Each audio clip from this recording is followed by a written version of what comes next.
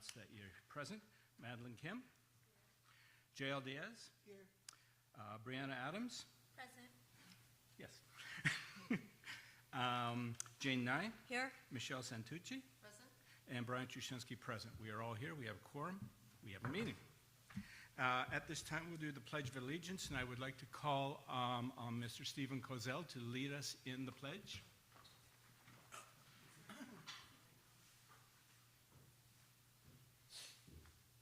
Pledge allegiance To the flag of the United States of America and to the republic for which it stands, one nation, under God, indivisible, with liberty and justice for all.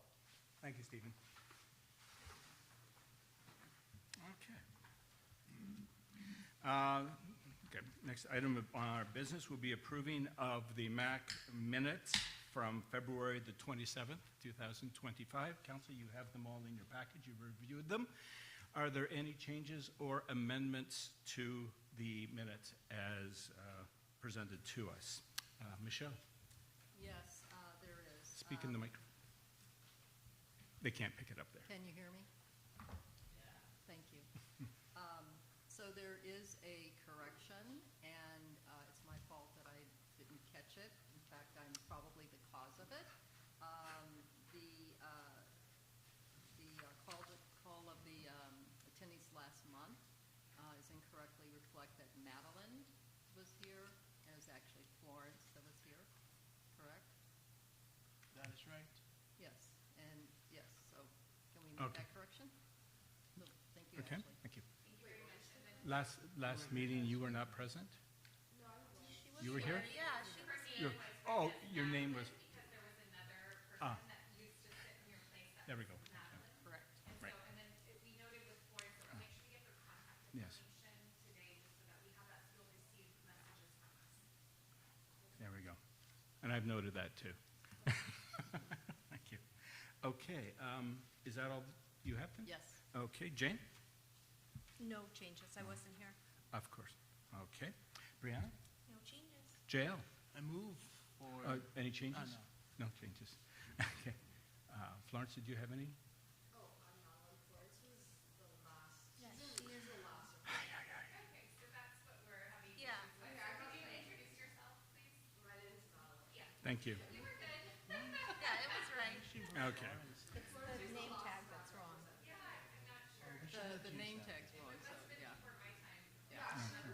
No, she was here last year. Last year. Yeah. Okay. Okay, and the chair has no changes. So would someone like to make a motion to approve the minutes of February 27, 2025 as amended? Is there a motion? Motion to approve the minutes of the meeting as amended. Seconder? I'll second. Okay. All in favor, say aye. Aye. All opposed, say no. Any abstention? Okay, they are approved. Thank you. The next thing we'll be doing now is approving the agenda for this evening for March 27th, 2025. And everyone has received this in their packet. They have reviewed it. Is there any item in that agenda which is confusing or is it straightforward for everyone? Can I have a motion to adopt, please? Also move. A seconder? I second. All in favor, say aye. Aye. All opposed, say no. Carries. Next would be approving of the consent agenda. We have this evening 5 items. Consent item A, I will read them out, is recommendation to receive and file the Ventura County Sheriff's Office report. Consent item B, recommendation to receive and file the California Highway Patrol report. Consent item C, recommendation to receive and file the Community Service Area Number 4 Landscape Committee report. Consent item D, recommendation to receive and file the March 2025 Oak Park MAC tickler log, or tracking log of actions. And consent item E, recommendation to receive and file the Ventura County Fire Department report. I'll ask the council, is there any of these 5 items that you wish to pull for further comment or question? And I will start with JL. No. Okay. Madeline, any? Okay. Brianna? No. Jane? No changes. Okay, and Michelle? No? And the chair does not either. A motion to approve, please? I'll move that we approve and recommend consent items A through E Okay, a to second. receive and file. To receive and file, thank you. Correct. A seconder, please. A second. All in favor, say aye. Aye. All opposed, no. The record shows it carries consent. Items have been approved.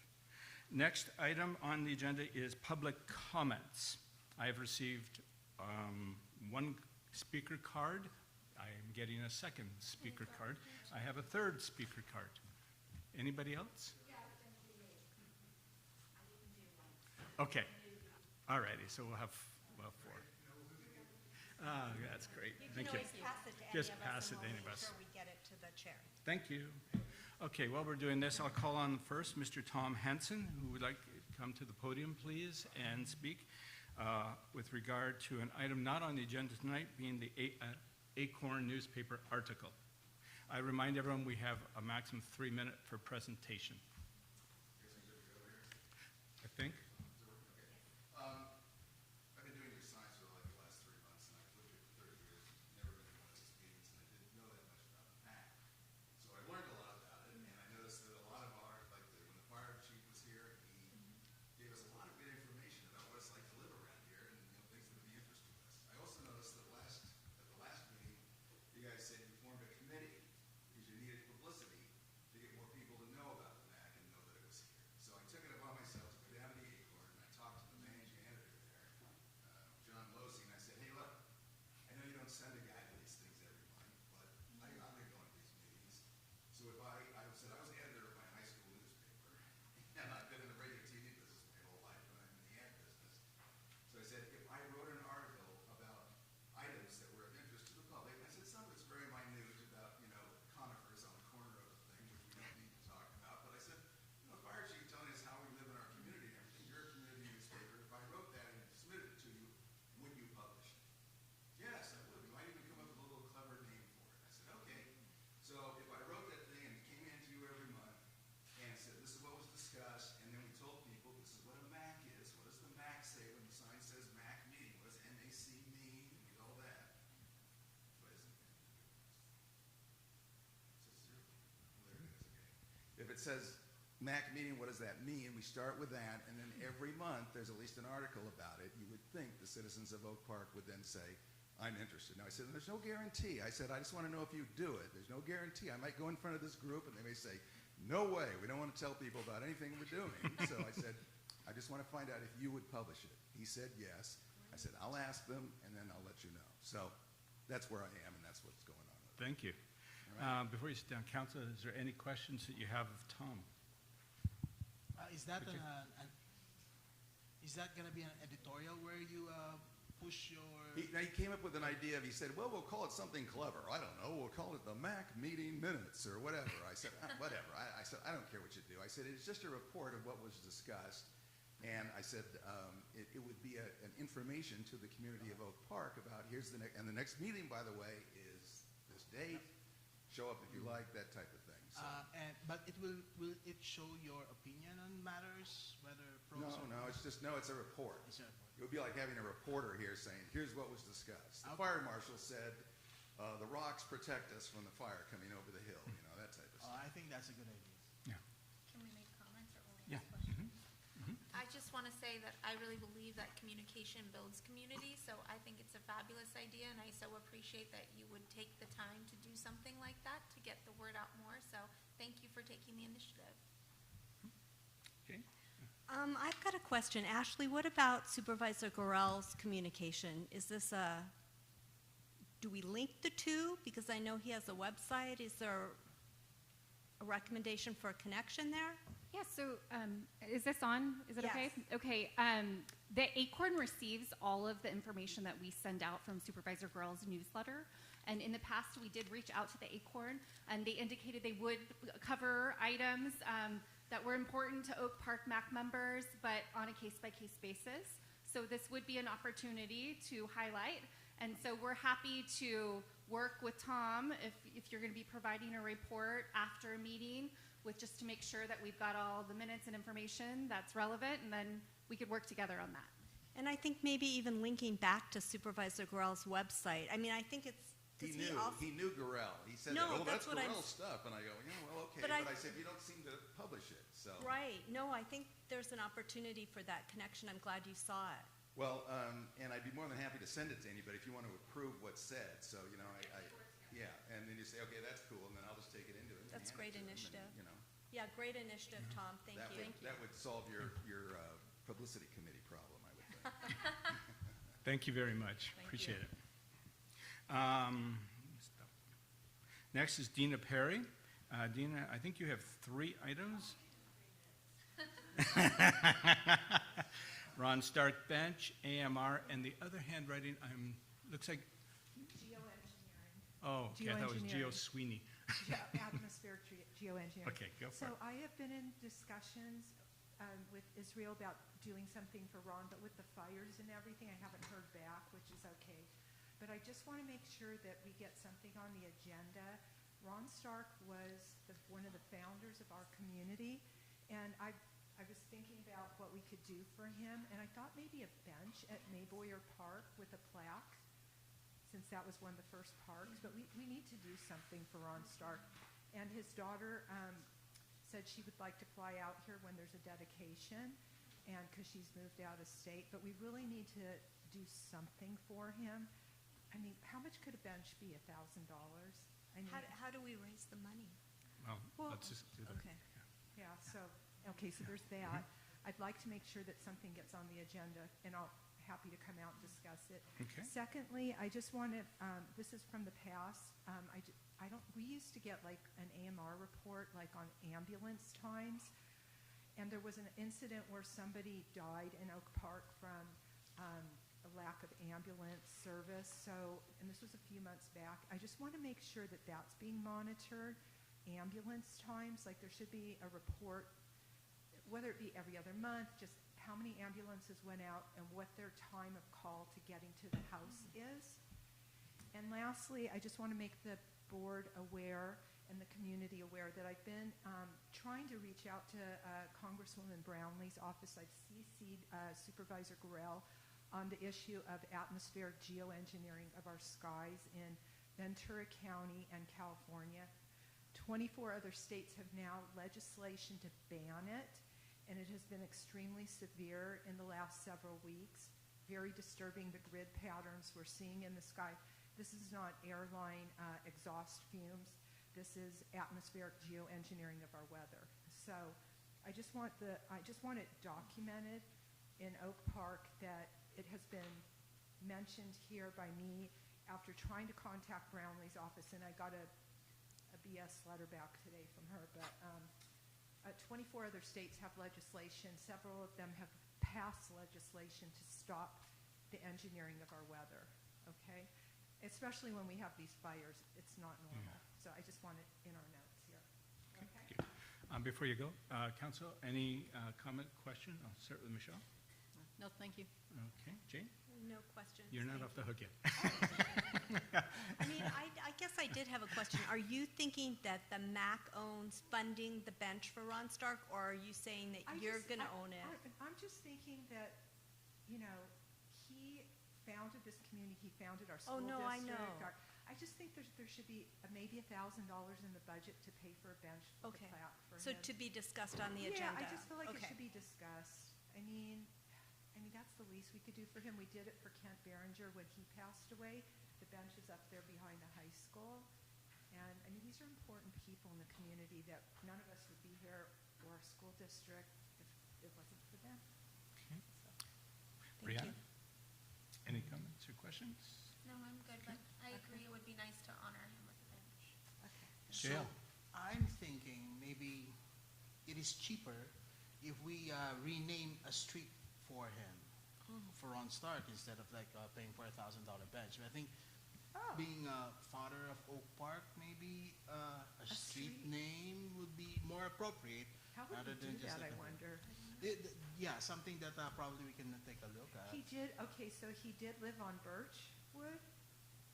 Maybe Or is it Birchwood or Birch Street? Is it Birchwood? somehow, somewhere. That would be pretty cool. That would be cool, though, right? I That's mean, a great idea, at least- JL. At least we will all know how to change this. That would probably be a question for Public Works. But if and- it's an agenda item, we can ask them to. Okay, Okay, I like that. thanks. Must, questions? could be cheaper. Yeah. The Geoengineering. geoengineering, so when you look up in the sky and you see excessive patterns in the sky, those are not airline exhausts. Those are what's called atmospheric geoengineered trails in the sky. They're emitting chemicals to create weather patterns. And so that's what I was discussing. Yeah, very well documented. It's a department within the government. We should all be concerned about it because we're breathing it. It falls down, it goes into our water and on our food, and it's absorbed through our skin. So, Okay. okay? And I am a healthcare practitioner, by the way, so I take health very seriously. Okay, thanks very much. Welcome back. Next one we have here will be Brett Austin.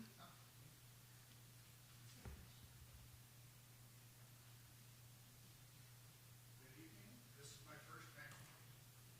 Welcome. Did you bring donuts? Do I have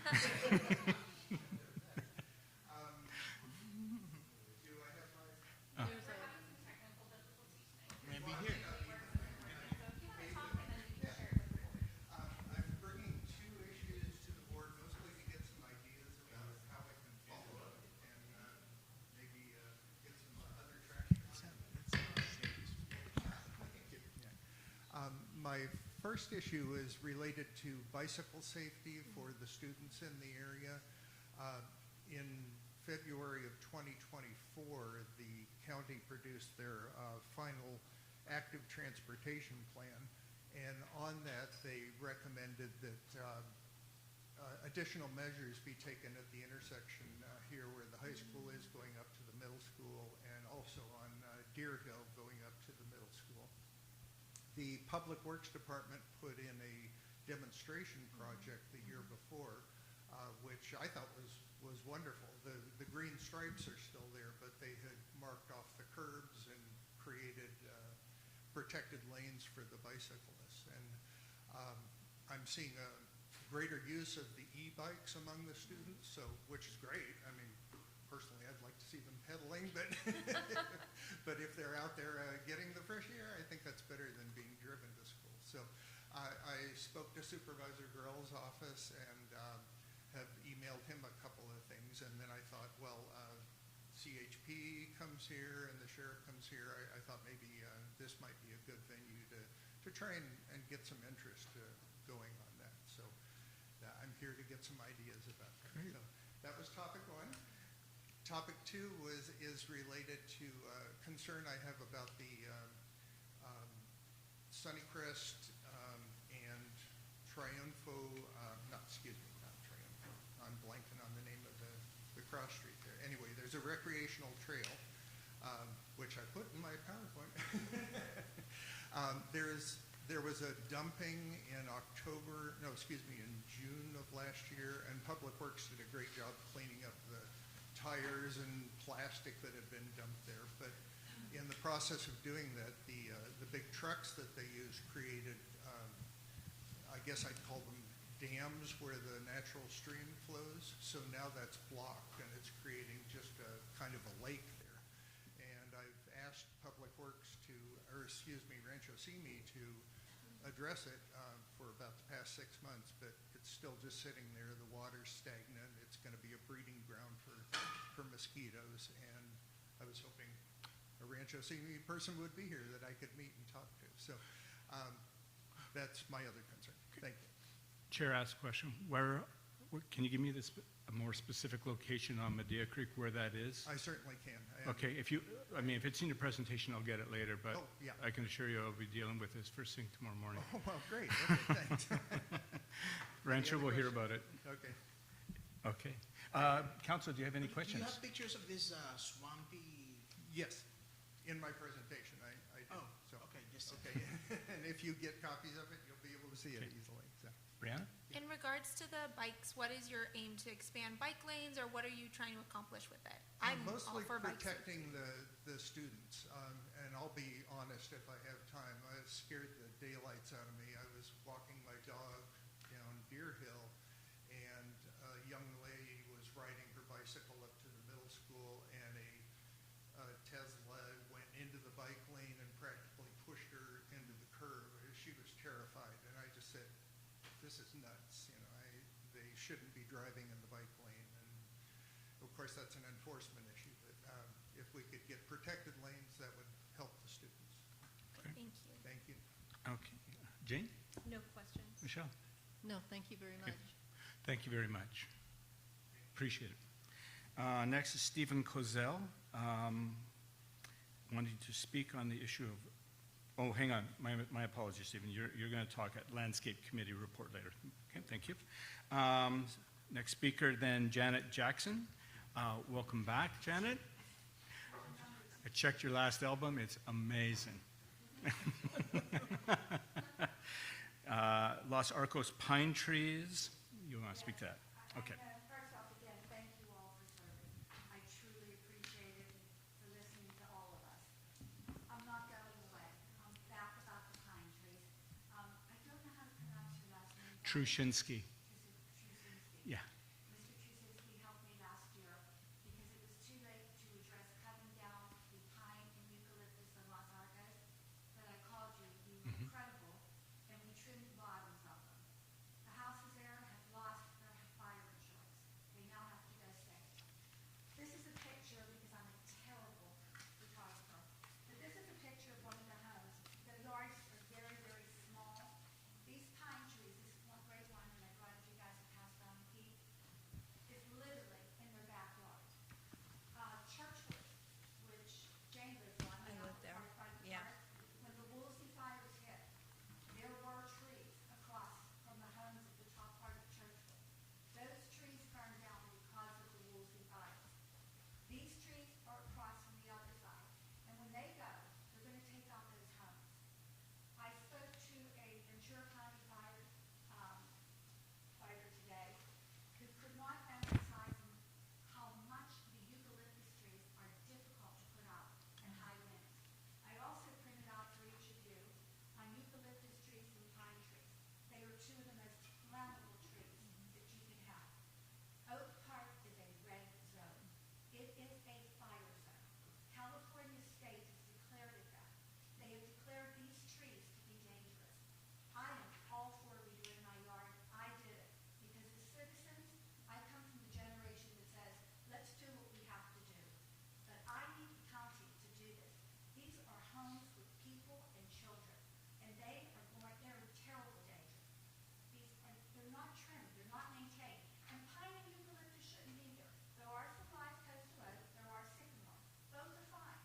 But trees are like living. We need to be maintained. And we look terrible. So you gotta keep up on us. Please, I am begging you, and I was truly hoping that a representative with Burrell would be here. I'm not gonna give up unless I die or move, and I have neither of those plans right now. So I'm here to stay, and I'm gonna come back because you're all so lovely. Those trees have to be done before the fire season. I lived there. My house was affected. 17 homes were burned there. We are trying everything we can do. We bring in ghosts to try to help.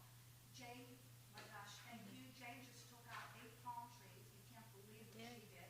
Janet asked me to, and I did it. And I myself, my yard, I have a wildfire preparedness certificate. I did everything I had to do. And you know what? I thank you for making me do it.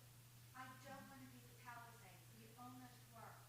This is going to happen. And as that wonderful speaker said last time, fires have been here for 2,000 years. But the reason they're so much worse is these trees, they shouldn't be here.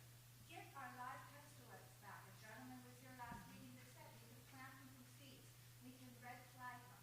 We have children, by the way, I am not leaving until I see what that is. That's really. We have children in this community.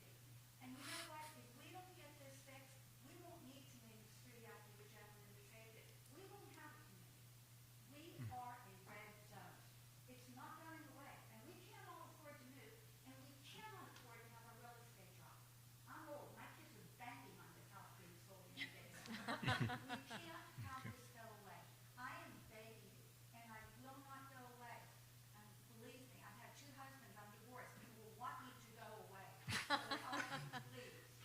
Okay, thank you. Thank you very much. Any questions? Yes, so these trees are in a public property? Yes, they are county property. I am positive County. county property. They belong to Ventura County. Okay. I've done all my homework, and my next step will be to go to his office, and I'll do it. But I know you're amazing.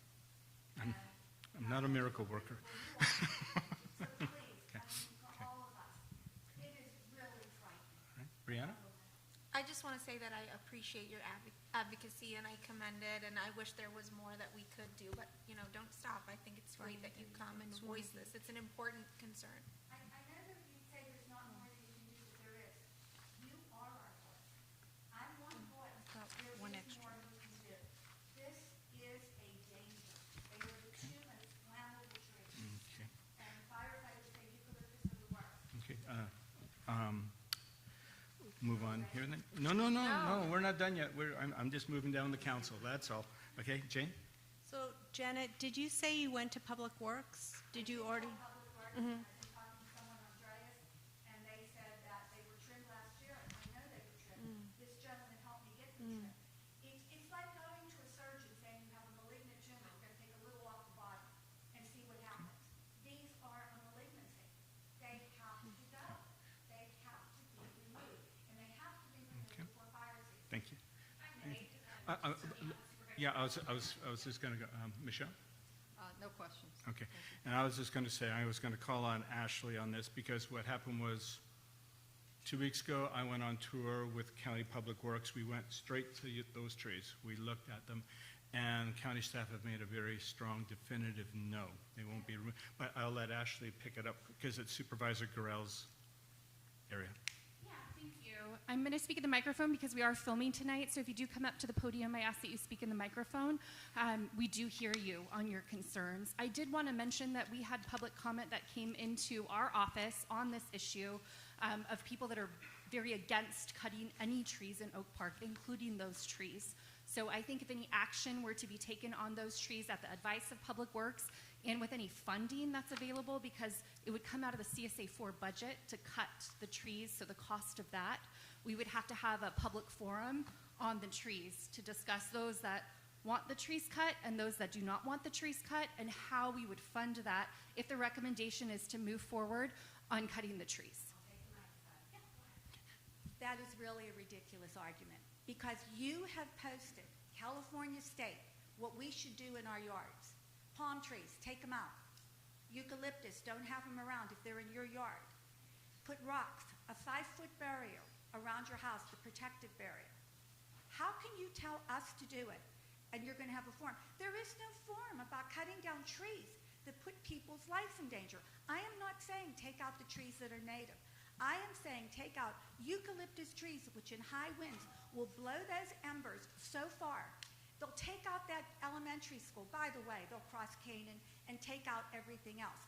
This is not an issue of, I am a tree hugger. I am as liberal as they come.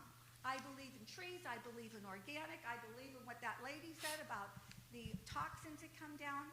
But I don't believe in fire. And I don't believe in children having to be evacuated and being frightened, not knowing if you're going to come back and have a house, because I did come back and did not have a house. So yeah, I'm not going to stop. And I'm not going to listen to something as silly as, well, we don't want to cut down trees. Take them down and put the right trees. You don't have to take them all out. Okay. It's like saying, you know, I don't want to take this lump off because it makes me more dry. Put the right things. You have to put the right things. We are in a dire state here. We just watched a community that we never thought would burn down. And we all sat there in horror as we watched this happen. We can stop this, and it's not enough. Thank you, Janet. Yeah, thank you so much. The comments that came in from Friends of Oak Park mentioned that trees along that street, many of them are pine trees, and there's been some local studies on pine trees and actually the prevention of pine trees from flying embers. And so if any tree dialogue is going to continue, we're happy to host a forum so that others with different opinions on the trees could come. To have a forum in. Pine trees I just gave to you. Okay. Thank you so much. Okay. But Supervisor Girl is happy to come and host a forum specifically on the trees if that's a desire of the MAC. Okay. I want the council to remember that when we get to that part of the agenda under new business about future agenda items, okay? That's the appropriate time to do it.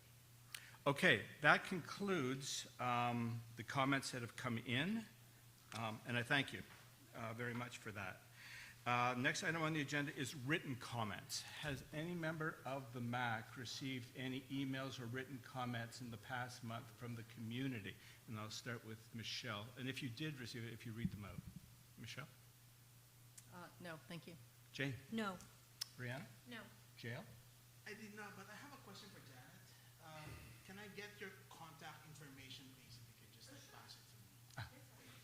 Okay. But no reading. No? Okay. And the chair hasn't either, so that's that. The next item here is council comments. What that means is if we had received a written comment from a member of the public and you read it, it gives us opportunity to comment on the comment. But we didn't receive any comments, so we have completed that item right there. Next item here is the Oak Park MAC Committee and Liaisons. We have a couple of committees, and we are also liaisons to some organizations that that the MAC sits on. MAC, you have my CSA Landscape Committee report, so I don't need to report it out to you, so you received that. Rancho Simi has indicated that Deer Hill Pickleball Court continues to go on. It won't be ready till the end of April. I was just drove there, looked at it. They're still doing the resurfacing, so that's going on. They will be 3 weeks behind schedule at their weed abatement or their fire abatement process, but they will be clearing the debris from 100-foot minimum distance from structures, so they'll be doing that. And those are the the other item is they do have from Bromley to Canaan Road, Medea Creek, they do have the California Department of Fish and Wildlife Agreement called the Alteration Streambed Agreement. It is in place. So Fish and Wildlife did review it, and they'll be starting this in approximately 2.5 more months' time. And that's all that they were able to report to me from Rancho Simi. The next will be the Legislative Committee. Michelle and I are on it. Michelle, did you want to report out? Sure. For the last two County of Supervisor meetings, there were no items on their agenda that were pertaining to Oak Park, so neither the chair or I had any comments or recommendations to Supervisor Gorell. Okay. Brianna, if you could report on Oak Park Unified School District. Sure. So the Outsiders will be performed at Oak Park High School from April 24th through 26th. The production is open to the public and will be completely student-run. Oak Park High School took first place in the Regional Science Olympiad competition, and they're headed to state for the first time in 8 years. FBLA is also heading to the state competition. Medea Creek placed first in the Math Counts competition, so you're seeing a lot of great success from our students. Medea Creek Middle School just finished their Abilities Awareness Program. This annual program for 7th grade students allows children to go through hands-on simulations that help them to gain a better understanding of what challenges those with abilities others than their own may face. So it's built to grow their empathy and compassion and understanding towards others. The program is entirely run by parent volunteers through the MCMS PFA. Oak Park High School and MCMS PFAs are holding a fundraiser to raise money for the programs they support, and the entire community is invited. The event will take place Saturday, April 5th from 7 to 10 at the Calabasas Community Center. Tickets can be purchased online at oakparkfest.com/tickets. The Oak Park Education Foundation is looking for volunteer board members. You guys might remember when Barry Myerson ran the Friends of Oak Park, which was very successful. The Education Foundation, as it is now, has struggled to get off the ground. Their feeling is that almost 80% of Oak Park residents no longer have school-aged children at home. The foundation would like to work to build a bridge with the larger community, and they feel it would help to have the perspective of board members that represent those without kids currently attending Oak Park Unified. If anyone is interested in learning more about joining their board or if you know someone who might be interested, please contact Stephanie Amar. I have her email address if you want to come see me after the meeting, but it's pretty easy. It's Stephanie with an F, .Amar, A-M-A-R, at oakparkeducation.org. And lastly, I just wanted to report on the 2 MAC goals that I've committed to. One of them was communication within the community. So I did reach out to Ashley and ask her if we could utilize social media to communicate with our larger community the good things that are happening and different events that are going on. So she has actually worked with Supervisor Gurel to create a bunch of different social media accounts that we'll be launching. I also sent her a list of local accounts that I think would be great for her to follow so that she can promote their information.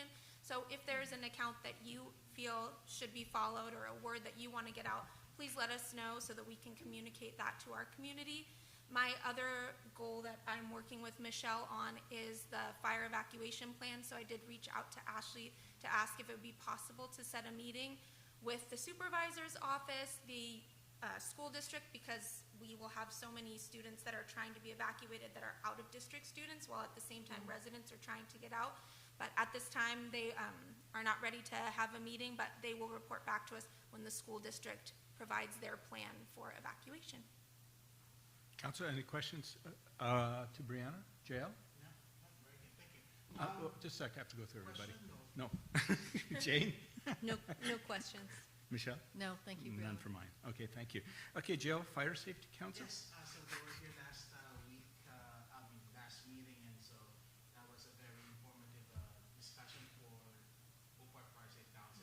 But I just want to let you know that the Oak Park Fire Safe Council, they have a website. They can be reached through that website, and I want to make sure that Janet, you connect with the Oak Park Fire Safe Council.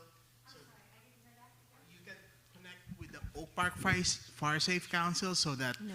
they can advocate also for your, for the removal of or remediation of all of these fire hazard. Okay, so we'll connect after this.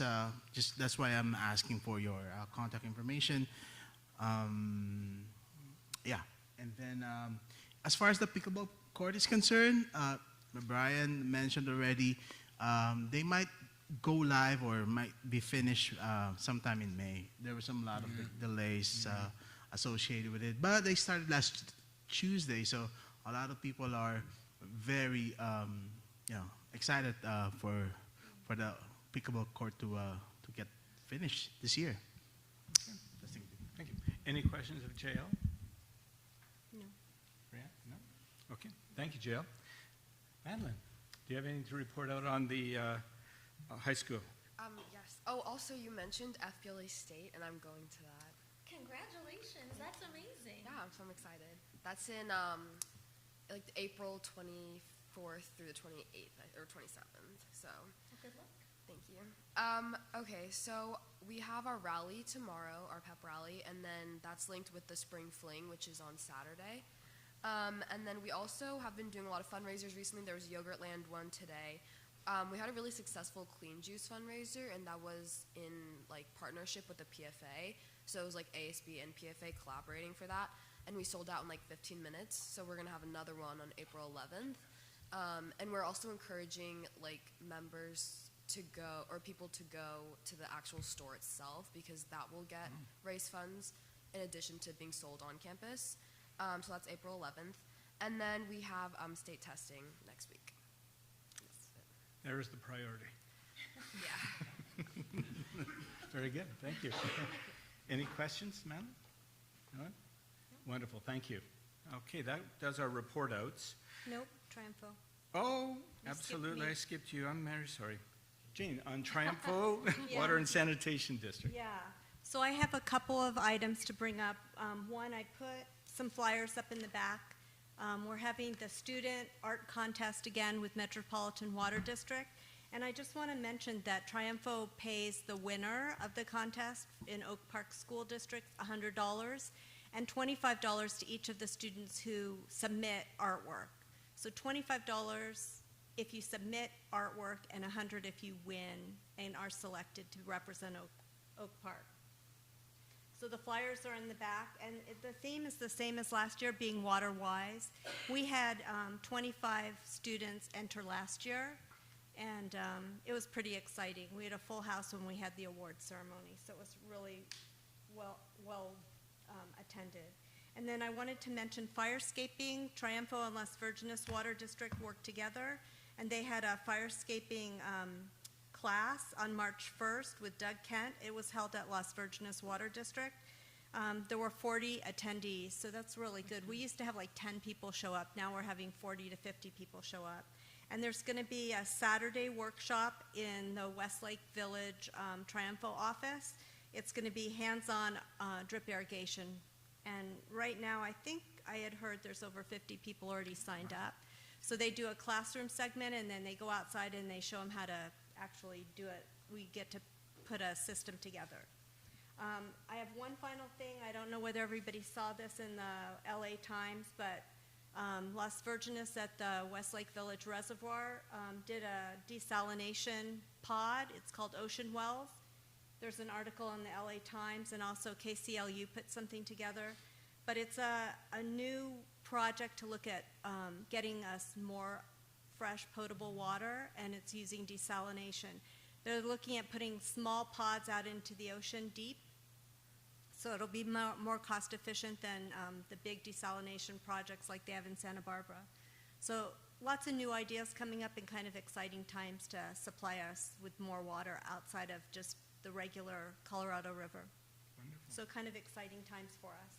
Thank you. Questions of Jane? JL? No. Brianne? No. Michelle? No. And Thank from the you. chair, thank you very much. Next item here then will be announcements and other business. What this means is if the council is aware of any community events that they're attending as a MAC member, or they want to bring to the attention of the community, this is a good time to announce that. And then the other business is if you hear something this evening that you think should be on the agenda for April, announce it, but we don't discuss it or debate it, because under the California Brown Act, we are not, unless it's on an agenda that's been made public, we can't do business without that, because there are people who are not here tonight who may want to know about this or participate. So it's only to suggest what we put on, or request for April. So any announcements or other business? And I'll start with Michelle. Thank you. I would like to see or agree with Ms. Jackson and others about having a forum to discuss the appropriateness of the trees that have already been mentioned, both the eucalyptus and the pine trees, and have the appropriate agencies come together. Hopefully, I know it's a little difficult to probably coordinate everyone's schedule, but it would be really great if we could get all of the agencies into that forum so that we don't have this kind of piecemealed, month by month, different agencies coming in and sharing, and not everyone gets to have the benefit of hearing collectively what can be done. So that's what I agree with that recommendation. Okay. Put that on April. Okay. Jane? I agree with that as well. So JL, is there a fire safe? I was just wondering whether, are we stepping on any toes with what No, it's Fire okay. Safe Council is doing? It's everybody's concern, so. Okay, Yeah. okay, so I because, agree. If this needs to be agendized, Yeah. Okay, thank you. Nothing else, Thank you. Brianna? To the earlier public comments, I'd like to add protected bike lanes to the agenda to see if that can be explored. Oh, okay. That one was, let me just check here. That was Deanne Perry's? No. Brett Which one? Austin? Oh, Brent, Yeah. right, okay. So for April, very good. JL?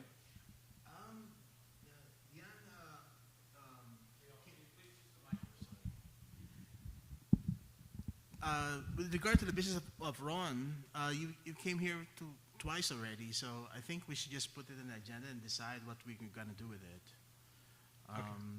Yeah, so that's my suggestion. Okay, and that's on the GO? Okay, so 3 items for, The bench for oh, Ron. the run, the Or bench. street name. Right. Or street renaming. So 3 items, then, that's good. Including funding. Including funding, right. Anything, Madeline? No? And I had some, but everyone else has said them, so I'm covered. Okay, that's all for that. Right, the next item, we didn't pull any consent items, so we can pass discussion of any pulled consent. Regular agenda. Supervisor Oh. Gorel. Why is this pulled in so tight? That's missing. Okay. Supervisor Gorel, his presentation so Ashley, his chief of staff, will be Yeah, able to thank speak. you. Supervisor Girl is out of state. I'm so sorry he couldn't be here this evening. But instead of providing his comments, I would like to turn it over when it is appropriate on the agenda to our guests this evening and give Supervisor Girl's time for our special high school guests. So when it comes up on the agenda to recognize the Brainstorm Robotics team, Which is next. yes. So I'm going to segue to that because just in light Very of good. time. Okay. So So, bring would it you in. yes. Let's open up the So- regular agenda, please.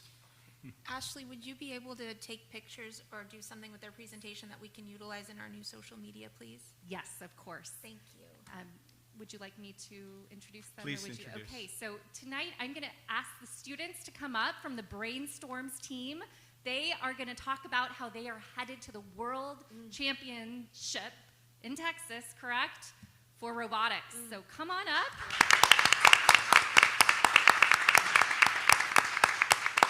And I'm going to let the students tell you all about their team, what they do, and introduce themselves, and perhaps also turn it over to their amazing coach.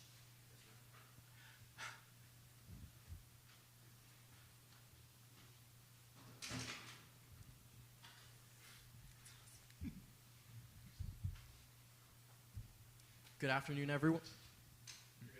Good afternoon, everyone. My name is Aiden Scalise, and I'm a build lead and co-captain along with Albert Ruan, Oak Park High School student for Team 10298 Brainstorms.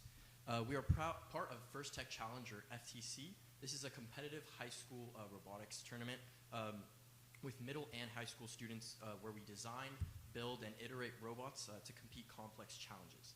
FTC has over 7,000 teams worldwide, providing students with hands-on experience for engineering, coding, and teamwork.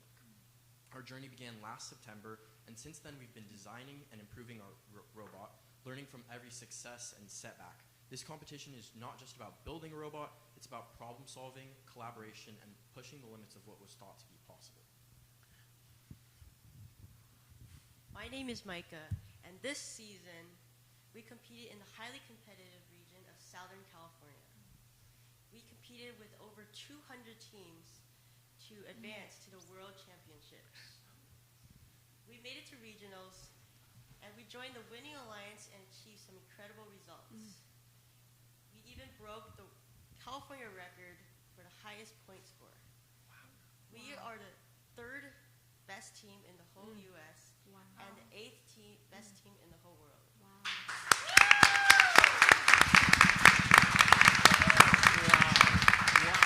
Because of this achievement, we are now only one of 4 teams that will advance to the Southern California at the FTC World Championships in Houston. Wow. Congratulations. Public schools. My name is Ethan, and I attend Medea Creek Middle School here. So the World Championships for FTC will last for more than 4 days. It will unite 256 of the best FTC teams across the world.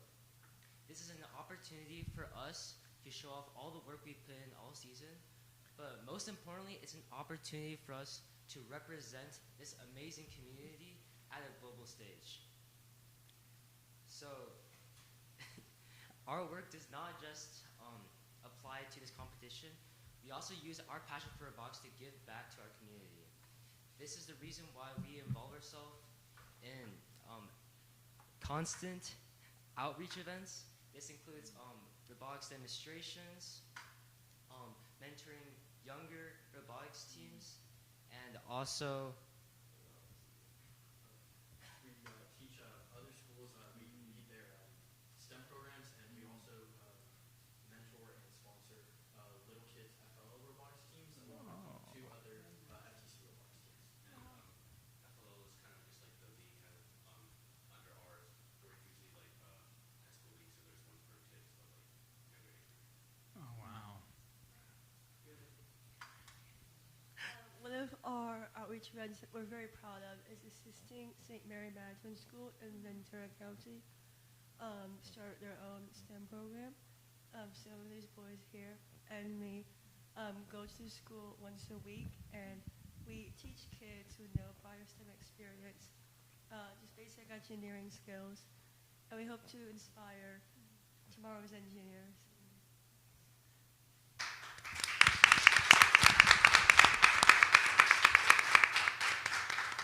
So we have flyers here for fundraising efforts, and if you guys could help us out with that, that would be absolutely amazing. Thank you. Thank you. Thank you. Can I ask a question?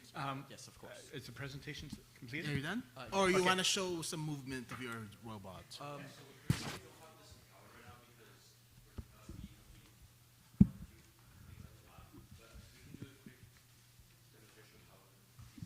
Because I think that's what they're all waiting Yeah, if you guys want an explanation. So basically, the whole point of this game this season was to kind of grab these.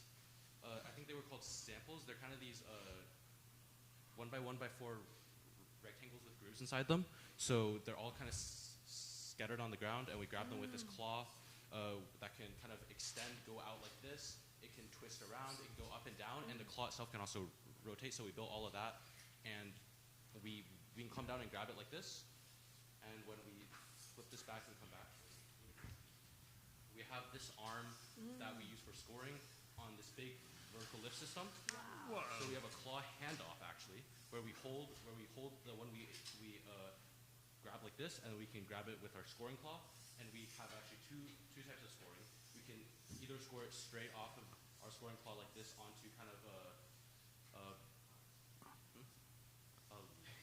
ladder like this after we drop it off, and we have a kind of a teammate apply a hook onto it, and then we can hook either that sample onto a bar, or we can go all the way back, extend this thing all the way up, and score it into a basket that's about 5 feet. Oh, okay. That's interesting. And something we thought that was kind of stupid that we did is it's actually off of a tape measure that we drive with these 3 wheels, and that we drive with kind of a wheel that can press down into it and extend tape measure, and it's stiff enough to where it can kind of just push out the whole sides like that. And then if you guys have more questions about the technical stuff, we can talk about that later. Okay. No, And then are you guys Okay, have- we'll open it up for questions then. JL? Another question. So it looks like you are high school students, middle school students. So you're not part of Oak Park Unified School District group, or? No, we are not. A couple of us go to schools from Oak Park Unified, but we're all from schools across Ventura County as well. Oh, okay. And so how do people, if there are kids watching right now, how would get in touch with you so that they can join your organization? Yes, go to brainstorms.us and then fill out the trial info, and then we'll contact you guys. Thank you. With a membership fee of $500, right? For fundraising.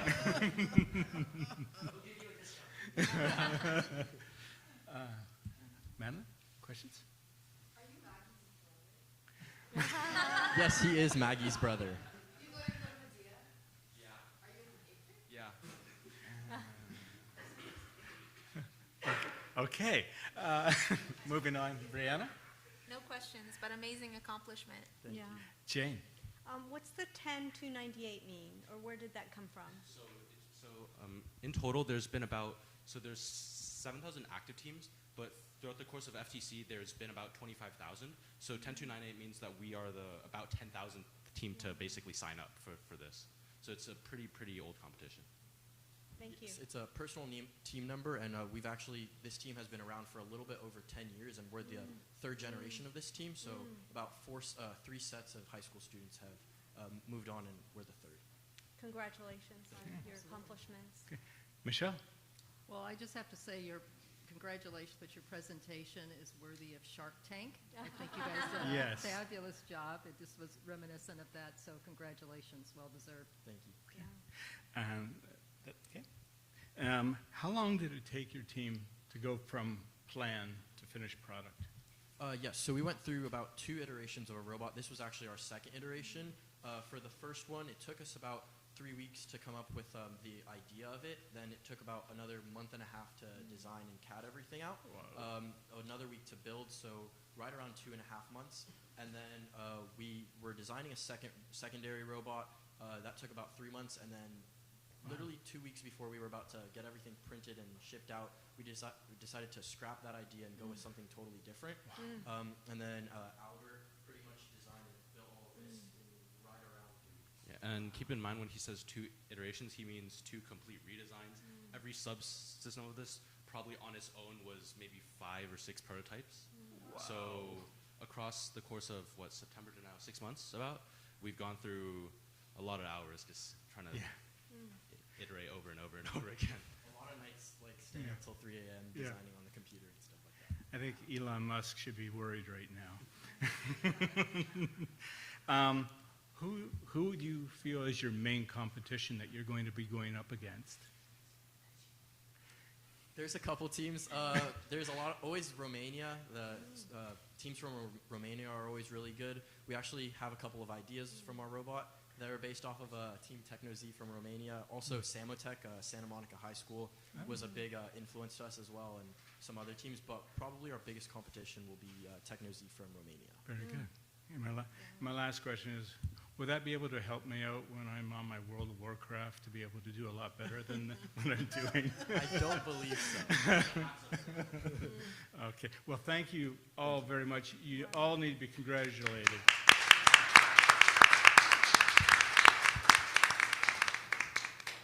Incredible. So before our students leave, Supervisor Burrell has certificates for our students, and before we hand those out, we'd just like to take a group picture with our map, as well as a coach and parent, if you'd like to come up for the picture. But if our board members could please stand, students, if you can come either behind the chairs with their map numbers. Yes, one last thing. We do have donation flyers, and then as well as fundraisers at the Stand, Chipotle, and I think Panda Express. So if you guys could come out to that, that would be absolutely amazing, and we'll hang out those flyers. Yeah, absolutely. Okay, so students, if you don't mind, if you can kind of get behind the table, that would be wonderful. And Coach, Dad? Yeah, definitely. Can we maybe? Yeah, let's put the robot here in the center. Am I supposed to be in this picture? Yeah, of course. Okay. Come on. Won't hurt. On the center here? Propose to Oh, wow. I don't want to be in the center. Dog, I'm not holding this. All right. I'll hold the other side, you hold that.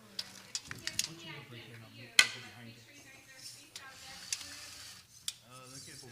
Wow. Here we go. Ready?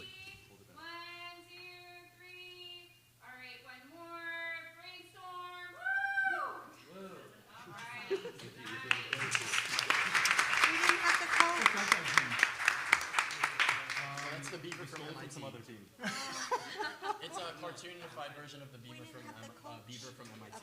I know, okay, I wondered. I forget his name. That's so cool. I didn't see him. Sure, yeah. I mean, these students are fabulous. They spend nights and days. They don't just go to school during the daytime, right? They come after school and they work on the robots, you know, programming, building, outreach, you know, portfolio and flyers, you know, at night and weekends to get together, and they meet every Friday. This is dedication.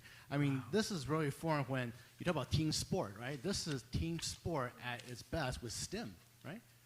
Basically, you know, for the next generation of engineers, mathematicians, and scientists, you know, this is encouraging next generation. We need more STEM people to make a better world, right? Talk about, you know, fires, all science and data. So, you know, this is really contributing to the next generation, and these kids have been, you know, self-motivated, driven. You know, we have great mentors as well, and but really, you know, they did all this. They did all this. That's great. And it's amazing, right? If you look at all these things, it's you know, unimaginable maybe even 15 years ago how you can print your own parts and build them and put motors on it and put batteries in. I mean, remote control cars 15 years ago was nothing close to this, but with the technology, with the know-how and what they learn, you know, online with each other, helping other teams, and interacting with, you know, the community has been huge. So congratulations. I'm a coach. I'm proud of being your support coach, but it's other coach and mentors that's also involved in this. And they spend a lot of time and dedication helping these students, teaching them to get to, where they want to learn and what they want to do on this team, from, promotions and advertising, outreach, to coding, to building, So, yeah, all inclusive, right? I mean, you talk about, the Elon Musk building a rocket, but look how big of a team he has, right? We just have, 12 students and, a couple, 3, 4 mentors. So, yeah. So thank you. If anybody would like to, know more about how to support the team, we'd love to, talk to you about it. We have some flyers there with QR codes and, brainstorms.us. That ends with a Z, so that you guys know it's not S. So, thank you. Thank you. And then before the students leave, we have some certificates for the students. So I'm going to let the coach read the names, and we will hand them to the students, and then we just thank you for your time tonight. Well, I'll be in wonderful place to give this to Ethan Zhu. Congratulations from the Board of Supervisors, County of Ventura. Albert Yuan, congratulations.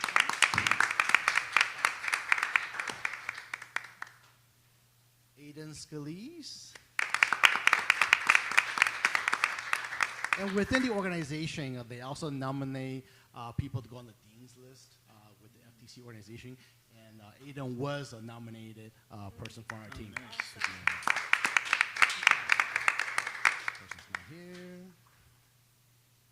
Not here. Not everybody can attend today, so Olivia Richards.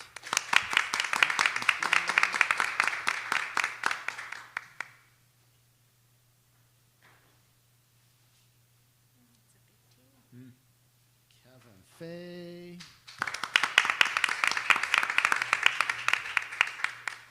And last but not least, Micah Chi, my son.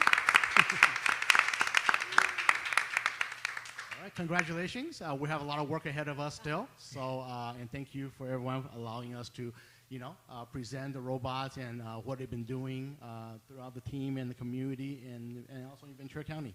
So, I wish them success at the Worlds. Yes.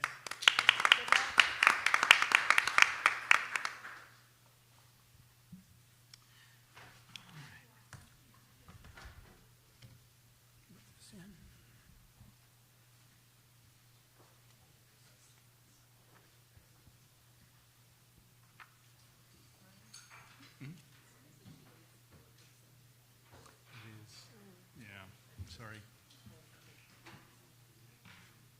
Yeah, in many levels tonight. Okay. Let's shift our mind, Council. Oh, thanks for coming. Bye-bye. Thank you. We'll shift our mind now. The next 1, 2, 3, 4, 5. The next 5 items all pertain to the upcoming 2025-2026 budget for what's called the Community Service Area Number 4, which is Oak Park, our budget. We have a, guess we're not being able to put up the slide yet. Ashley's gone outside. Bear with us. Yeah, we definitely need the slide up. I'll improvise at this point. Our budget. Want to have a break, 5 minutes or something? Okay. Our budget every year is based on your property assessment. Roughly every property in the Oak Park area pays $17.56 on your taxes for services in Oak Park. These, under the budget called CSA, we have street sweeping. It's done once a month on all the streets. We have a landscape budget. That is paying for the contractor who does the work, their wages, their machinery, their equipment, and any types of repair work that repairs the machinery, what have you, tree cutting, planting. We also pay for the Unified School District's crossing guards that are here in our community. There's a program by Public Works called Green Streets, which is a program on looking at stormwater management quality control, making sure that waters that are being received into Lindero and Medea Creek are being properly looked at from an environmental perspective. That's the screen up there, finally came up, thank you. Utilities, water, electricity, main items. These are things for the landscaping, for the lighting that we have in our community. It's paid out of this budget. There's volunteers in policing, a program looking at working with Sheriff's Department for community events, public outreach on safety, and residents participate in providing services for safety during events, management. CERT is called the Community Emergency Response Team. This is looking at emergency response for fires, wildfires, and so forth. These are not first responders, but they are important folks that help assist in services to provide safety for the community. Maybe sometimes they might be there at events. There might be some small issues on traffic management, traffic control, but they provide that. And then there's called miscellaneous fees. Miscellaneous fees, quite simply, those are what the county staff charge us, whether it's Public Works, Watershed Protection District, Real Estate Department, Central Services, any of the county staff who attend meetings, do research for us, that's what miscellaneous is. The budget is upside down this year. It's in pretty rough shape. The total, when you look at the revenue that's being taken in, your property assessment, plus there's probably a couple other fees for commercial fees and so forth, the total revenue that's coming in for this year, which would be July 1 of 25 to June 30th of 26, will be $1,242,097. That's what we're taking in. That's what we have to pay for all these services for a full year. Okay? The reason we don't have more money, there's really only a couple ways that you can get money for budgets. One of them, taxes. Number two, development fees. When a developer comes to your community and she or he is building a subdivision or a commercial plaza, they pay a portion of money to the county, which is used for services like this. We're built out, so we're not going to be seeing development in Oak Park. The other one is grants. That's a long shot. It's highly competitive. So in essence, our money, our revenue is coming from your $17.56 a property for all these services. Okay? What are the expenses? Well, every year, the cost of electricity and water goes up. It happens at your house. It's going up every year. We can look at water savings, but I'm just saying utilities goes up. Street sweeping, we still want the streets swept. The landscape budget, it's going up. The staff that are out there, their wages, gas for the machines, the equipment, the oil, whoop, pop it back up, please. That's going up. Crossing guards. We pay for the crossing guards. The school district has said that they do not have funds to provide crossing guards. Their wages in terms of crossing guards goes up. We have been assured by the district superintendent that their school district administration staff do not charge. They don't charge their time into this budget. And then green streets and so forth. You can see that when the requests for money come in, just on the basics that we have, Our expenses will be $1,576,510. We're going to be over budget by $334,000 this year, or roughly 27% over budget. Our reserves, what they call the fund balance, that's our rainy day fund. If, let's say, we hit a drought and we need more water, we have a fire and we need to take care of replacement of roads or sewers or whatever. That's the rainy day fund. That's not reflected in here.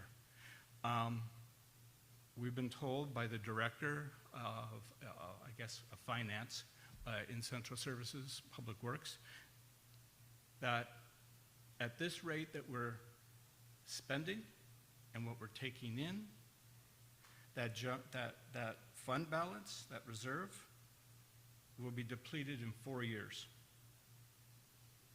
They'll be depleted in 4 years. So we've got some financial situations that we have at hand.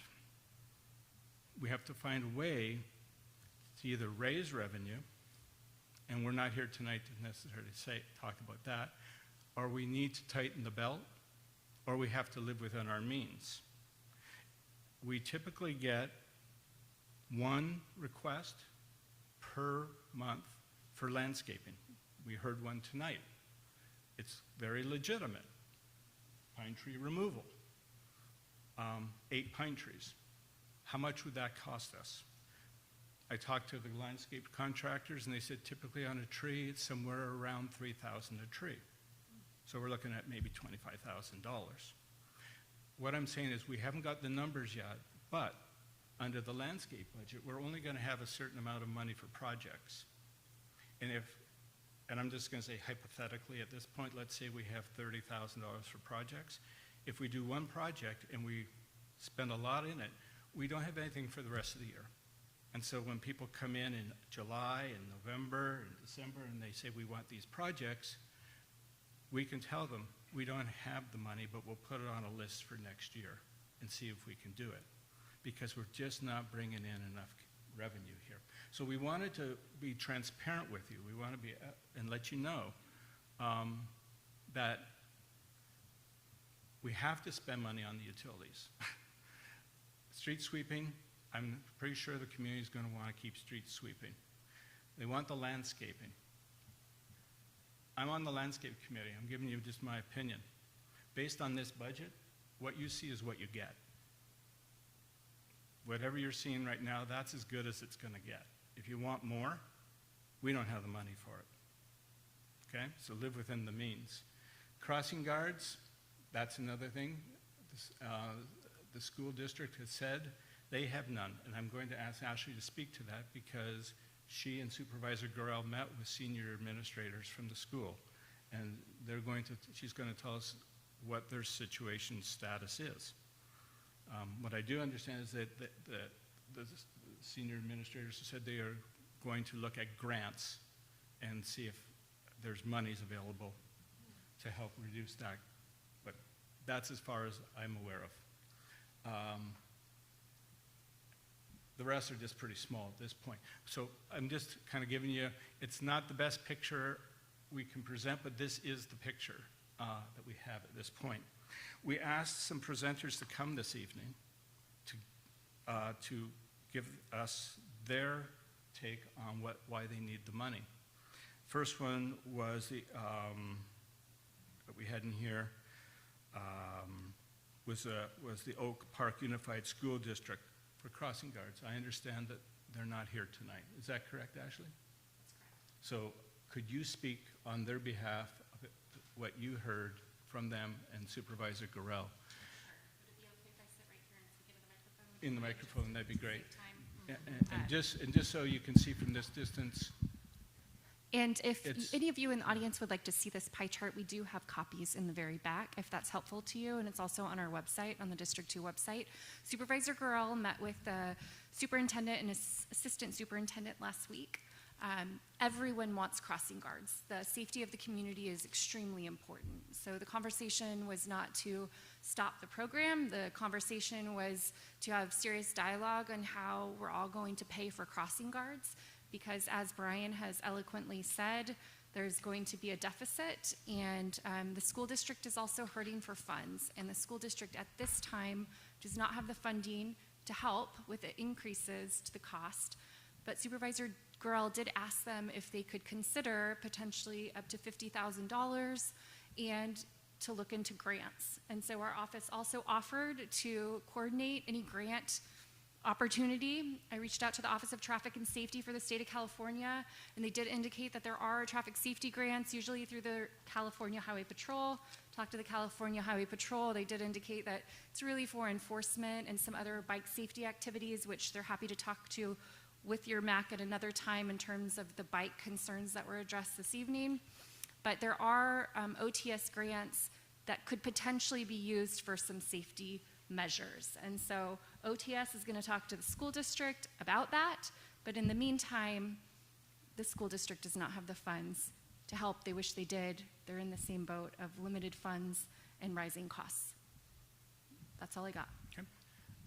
Questions from the council, and I'll start with Michelle. Thank you. If we could have the chart back up, that would be great. I'll wait for that to come up.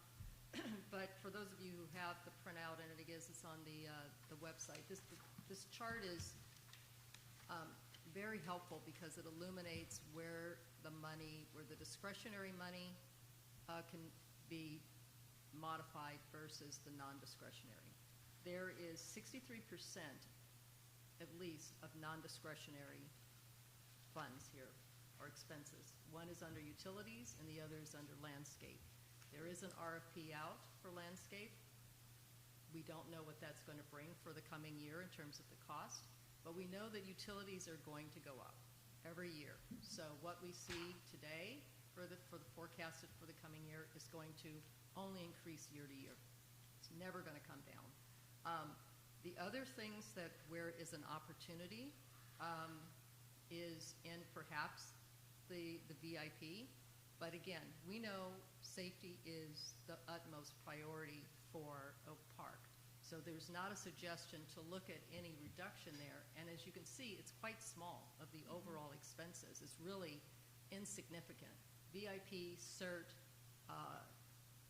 the green streets, that's all really small potatoes. Even if we eliminated that, it wouldn't even put a dent in the overrun. The miscellaneous fees, and I like to refer to it as it's administrative overhead. It's called administrative miscellaneous, and a lot of times people think of miscellaneous, we should be able to look for some efficiencies there. There isn't any. So it's important, this chart's really important, but this really maps out how we spend the money. So the transparency is appreciated. Okay. Jane? How about the Canaan Shuttle? I don't see it on there. Is that also an expense for us? No. Last year, we were told by Supervisor Gurrell that it wasn't. Is that correct? That is correct. It's For this year? part of your budget. Thank you. No other questions. Okay. Brianne? At the last meeting, Ashley, I had asked if it would be possible to get an estimate of how much each parcel would have to pay additionally in order to address this overrun. Were you able to get those numbers? I didn't know if it was like, $5 in addition to the 17 or what that. Yeah, that's a great question. Just so everyone knows, every household in Oak Park pays $17 a year that goes into this fund. If that were to be changed, it would have to go to a vote of the people. And then there's a cost to put that on a ballot at the recommendation of Supervisor Gurrell. I do not have an estimate of what it would take to meet this current overrun. I can look into that with the accountant.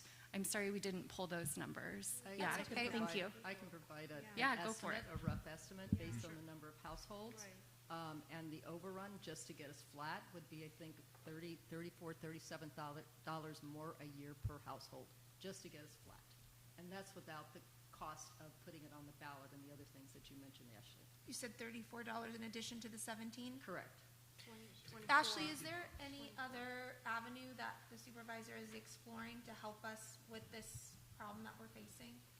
The only option right now would be to raise those fees because there's no other income, or to cut some of these services. So that would be, for example, it's out for an RFP, as Brian mentioned, for landscape.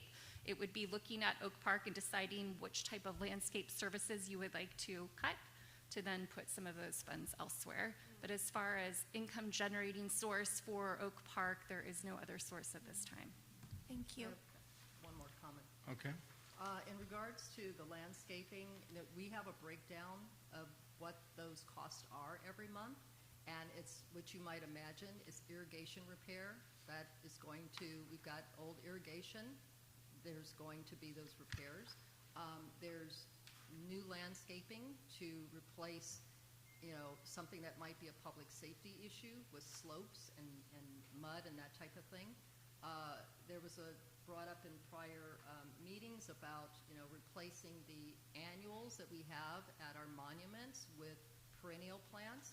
That's really low-lying, not very significant. So the things that make up that landscaping, while there are some projects in there, just think about that is mostly made up of just pure maintenance. Think of keep the lights on type of cost. Okay. Brianna, more questions? No? JL? Yes, I'd like to go back to the crossing guards. The last conversation we had so it pertains to capping the crossing guard cost and not really like exceed a particular amount. Is that something that the district can accommodate, wherein whatever is like, for example, it's like $250K, whatever is on top of $250K, school district can absorb. So what's the discussion on that? The school district was very kind to try to think of ways that they could potentially find funding. Currently, they have no extra funding to allocate. So in the future, should your MAC advise Supervisor Gorell that your MAC only wants to pay a certain amount for crossing guards, that's all they would be allocated. The school district did indicate that they don't foresee the ability to pay this fiscal year. They did say that they will do their best to try to figure that out, but the costs have risen for crossing guards, and that cost wasn't from the school district. It was from the contracted provider. And so in our conversation, we did ask if there's been any assessment of how many crossing guards, where the crossing guards are located, if many students are using them in certain sections, because some students are bussed in from other places to Oak Park. And so we did ask if there's any effort to potentially evaluate the current crossing guards, and they said they would be open to that. So potentially there could be some opportunities there if they did indeed find that they weren't being used in a certain intersection, but there's no desire to cut the public safety for this community either. Yeah, we've requested that in previous years, and they reviewed and didn't make any changes. They have a security and safety council that meets and assesses it, so it's, they do take the time to look at it. But I do also want to mention that water rates will be going up for the next 5 years, so we've already looked at the rate plans there. So I don't see any way to say, and that would be under utilities? Yeah. Mm-hmm. The utilities, the water. Continue, JL. I don't have any more. It's kind of depressing. What? It's kind of depressing. So. We'll get to the public in just a minute. We went through this exercise last year. Same discussion on crossing guards. And the school district said at that time to us that they would look at grants for where we are today. I don't see that has happened. I'm perturbed by this. I think that I'm not sure if the gravity of the situation resonates with the district or not. We, as a council, are 100% behind crossing guards. We do not want to lose, and we don't want to diminish it. We never took a position otherwise. But we also have said, when the district says it doesn't have the funds, this is my opinion, There are many, many budget line items in an administration organization like a school district. I'm not so sure whether or not that has been looked at seriously in other line items that they've had to help reduce our contribution. I think it's great that we're contributing. But to come back this year and say we don't have the funds, we'll do our best, is not good enough for me. It's just unacceptable. However, regardless, let's be real about this. If we're not going to increase taxes, let's just call it like it is. You're not going to increase taxes. Utilities are going up next year. Landscape is going to go up next year. Crossing guards are going to go up next year. Miscellaneous fees are going up next year. Whatever small slice of the pie we have this year for projects, a bench, cutting down trees, whatever that is, next year it's going to be smaller. The land stays the same, and the requests are still going to come in. So we want to be honest. If we can't find partners to help us with revenue, such as the school district, we are not going to be able to help you next year when you are asking for projects. Or we're going to end up shooting our budget within the first couple of months on first in, first out projects. So it's not a super situation that's in here. We're going to go to the public, and then I just want the council to know I've got 3 motions that I want to make tonight. One pertaining to the school district, one pertaining to what's called green streets, and the third one to our budget, our landscape budget. I've got 3 motions that I'm going to want to make here. And they all pertain to commitment and accountability of these agencies. Okay? So I just bring that up. At this point, I'm going to ask the public if they would like to be able to speak, and if you could, we don't even have a microphone for you. Oh, okay, please. Okay, so there's 3 things here. First of all, we have an aging community. So as a wife of a realtor, you know, the people who live here are not paying the higher taxes of constant turnover of the property, of their actual value, which would be helping increase our income in the community. So we're just not going to be seeing that. You know, I've lived here 30 years. I'm not moving, you know, so you're not making money on me, okay? So we have a huge impact from the aging community. Our school district is bringing in, it was never designed to be what it is, and that impact on the crossing guards to protect actually the people who live in the community for the most part. It was never designed for this extreme commuter district, and it was never told to the community that we were going to have this high-level out-of-district population. So it is really on the school district to pay for this, in my opinion. Thirdly, when the money comes in on these parcels, it is divided up between county and the CSA 4 budget, okay? There's a percentage there. Has that percentage ever been increased in the favor of our community versus the county? When was the last time? And what are other non-unincorporated areas paying percentage-wise versus Oak Park community? So that could be a potential of increase in budget for our community, you know, versus going after the residents. I mean, I do think our population is very generous when they're asked to participate, but maybe it'd be easier to get another 5% out of the county budget and give it to Oak Park. Great suggestion. Sir? Thank you. I actually was just thinking about the same issue for folks in our school district. They're from out of town. I think that the number is high. So I do urge you to, when you have the conversation, to put that on the table. And I don't know the numbers. I can't recall how many schools we have in Oak Park. However, I'm sure that if we do the numbers in terms of student population or families, and we figure out the percentage from outside, when you talk about raising from $17 to $50 or whatever the number is for us, the unit cost, it could be small when you have large volumes. And what I'm trying to say is, every family, if the school district wanted to do this, they could say to every family, as part of your initiation or however they want to do it, here is a one-time yearly fee of X number of dollars, and they can be allocated.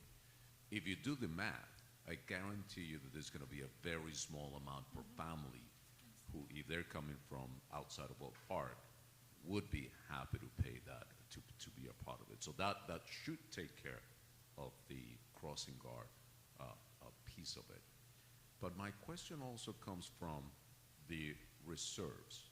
So give or take, I'm guessing if you said that we are in the red about a couple of $100,000 today from our income to our expenses, and if that will be depleted, will be in about 4 years, south of $1 million is what we have in our reserves, right? So I wonder if we have ever thought about those dollars, or if they are in a way that they are earning money as well, or are they just basically in a savings account and that's it. So those should be something for us to consider. And lastly, to your point, you're absolutely right. You either save money or make money. That's no other way around. Your expenses are going to be there, right? So I know that Oak Park is always interested in community events. We are a community-oriented, group, right? So whether it's from the school or otherwise, I think that we can think about doing a couple of community events a year, bring corporate partners to the table that would like to be a part. I don't know what happened with the Dole Run that we used to have. It went through Oak Park. But any large family event where corporations that live in the Conejo Valley, that sit in the Conejo Valley, want to be a part of it, that's another way to tap into grants and corporate dollars that want to be corporate responsible with the community where they serve and where they do business. Thank you very much. You gave us some great insight into that. And I'd like to also just add that there are numerous corporations within the area. I know that at the Four Seasons Hotel, which we've all enjoyed, visiting and dining and having friends and family staying at, they've been very generous in regards to, Mr. Murdoch always is very generous with the community with the Dole Run. And of course, the Hilton Foundation now is located there. And I'm sure that if anybody is associated with them, that they would probably be very, kind enough to want to participate. It's a lovely area, and it takes in Oak Park as well. So now they're located there. They left Agora, and they're over in Westlake Village, right at the property of Four Seasons.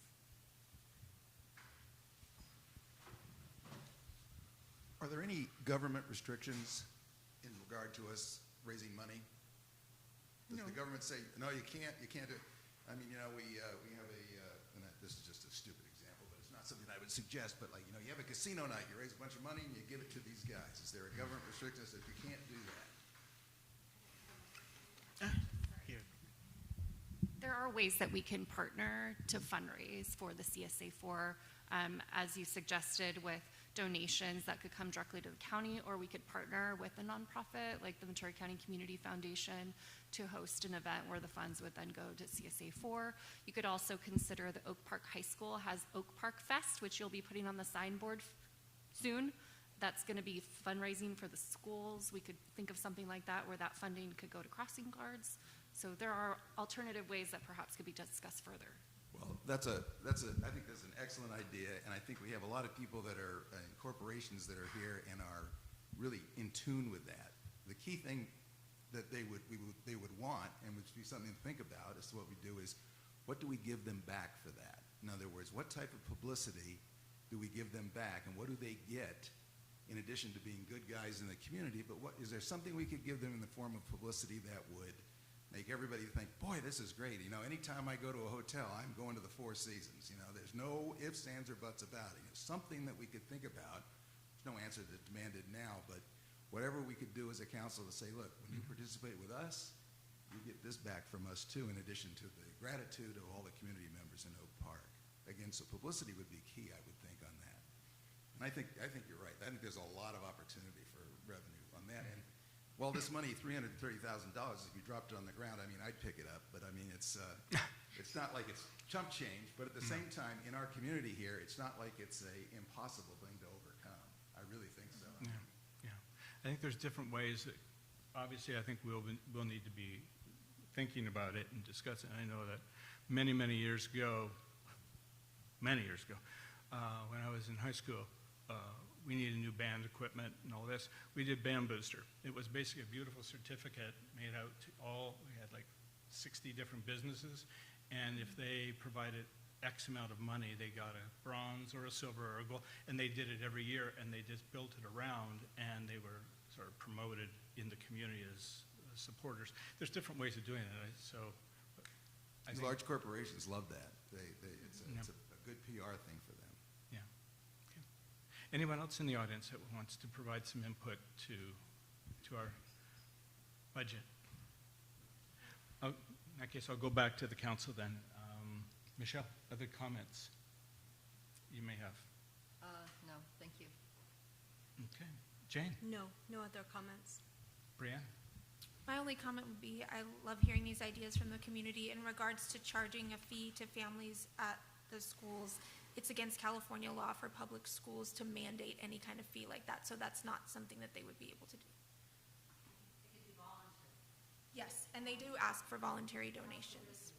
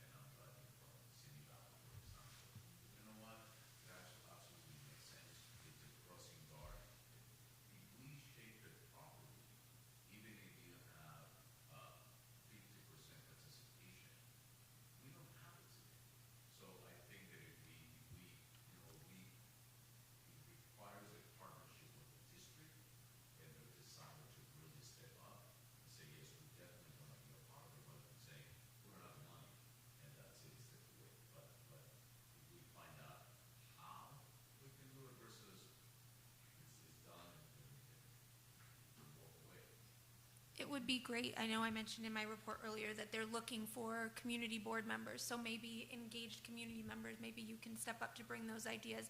I know that they're fundraising for everything from like uniforms to every single thing. They get the lowest number of funding per student of any district in the state of California, so I think they would really benefit from your energy and ideas and willingness to outreach to corporations and things like that. So hopefully, you know, you could maybe step up and bring that. Jail. Yeah, the problem is not really specific. You know, hearing from you guys, it seems that it is getting tied to this, whether it's going to be funded by the school district or not.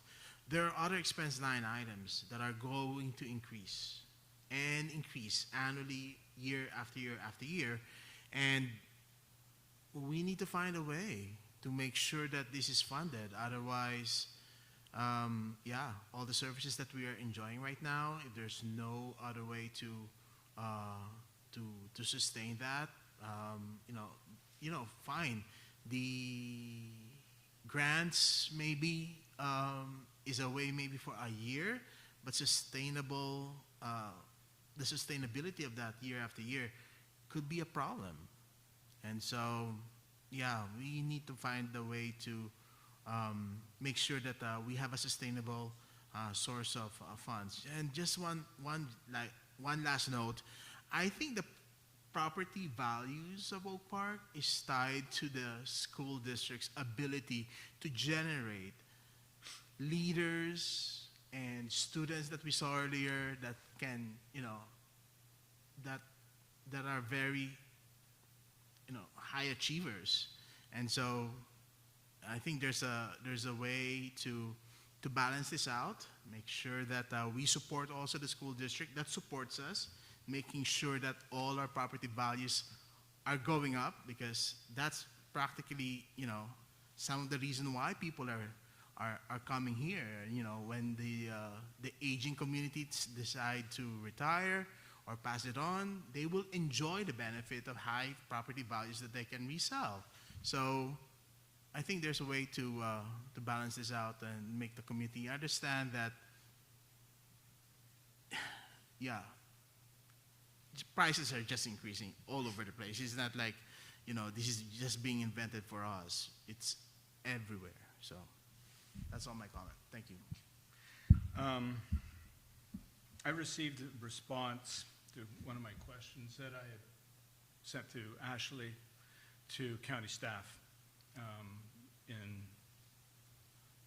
real estate services. Director, we've seen her before. Joan has been here. And I want to read to you what she said here about the reserve. Okay? It says here,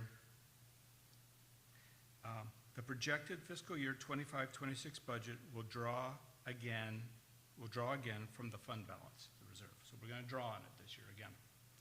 If this were to continue for a short number of years, the CSA4 budget would be in a forced position to either raise rates dramatically or cutting services, as there would be no other pool of money to draw from. Thus, the recommendation of conservation of funds, if it were to occur at the projected rate, it would be 4 years. Without inflation gone, it would be even sooner. So basically, it comes right down to we got to find a creative way to find money and not just do it once, but we got to do it every year. Okay, this is a long-term thing. Or we raise rates, or we look at that. Utilities, we got to have them. Okay? Miscellaneous fees, which is the county staff, we have to have them. So, what do you want to cut? You want to cut street sweeping? How about we cut the landscape by 50% or 25%?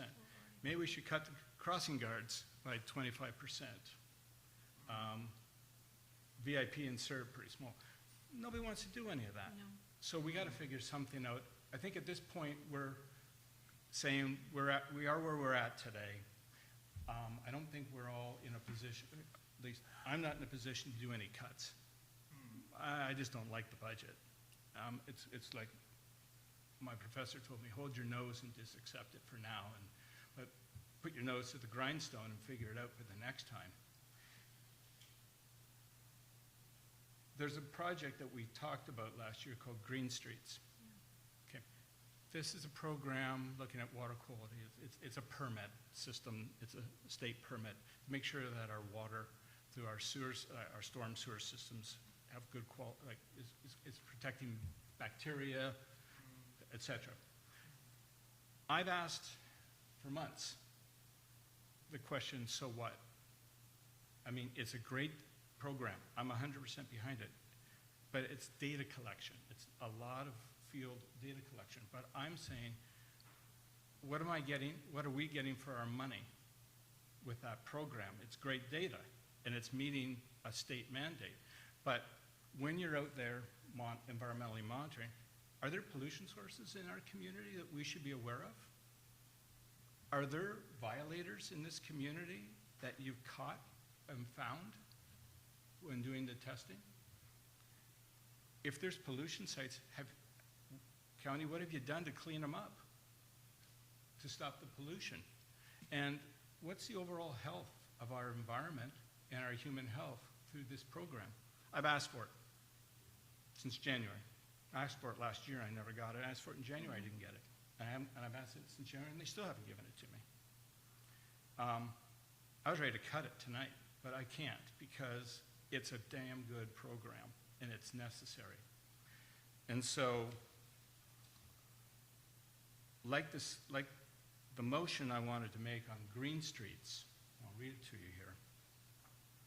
The MAC recommends approval of the Green Streets program budget not to exceed $40,000, which is what they're asking, and that the County Public Works Agency provide written reports at the October 2025 and the March 2026 MAC meetings on all identified environmental problem areas, violations, corrective actions taken, and the state of environmental health in Oak Park as a result of the Green Streets program.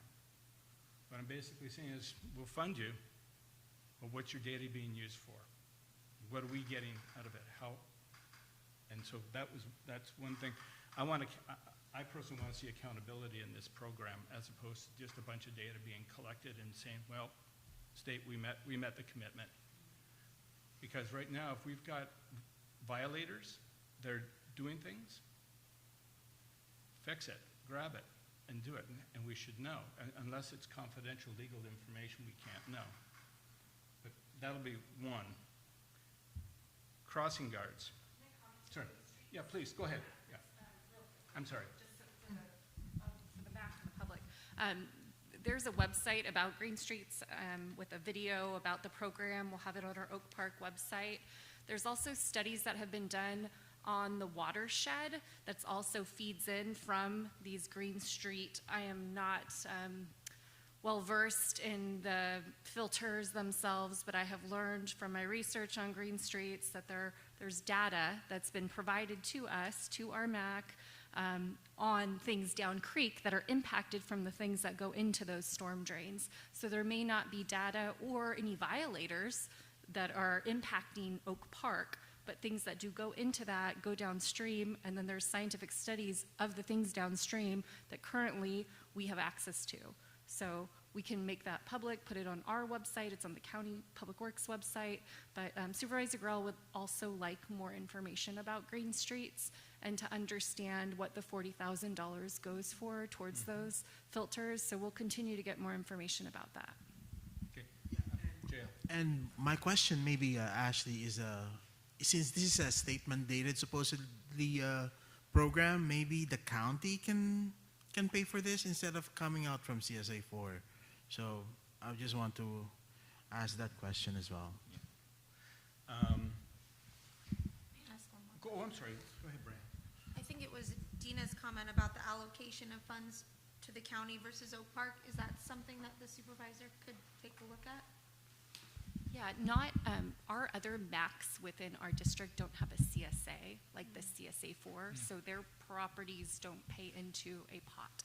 And they also don't fund anything like crossing guards or landscape or any of the things on this list. I can get you a profile of the other MACs and how they financially operate, but you are the only CSA in our district. But I think her comment was saying that maybe he could address having the county allocate a little more money towards Oak Park as far as the balance of how the funds are allocated. Understood. So he would have to request that all Board of Supervisors approve allocation from the general fund to Oak Park. The $17, a cut of that doesn't go to the county, that goes into the CSA4 for all of the things we're talking about. It was mentioned that a portion of the $17 goes into a different fund for the county to have discretion on, but it comes to CSA4. And so it would have to be all 5 supervisors that would approve an allocation to Oak Park. And I think it's important to note that there are many areas unincorporated in our county. Some are lower income and have equal needs and don't have a CSA4 or a CSA where they can draw funds from the individual residential homes. Something important to note while we're thinking about these things.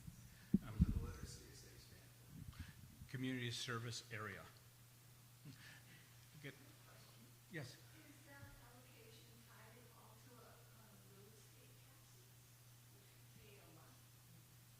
That would be nice.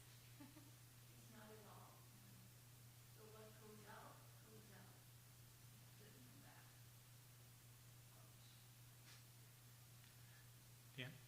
Tina?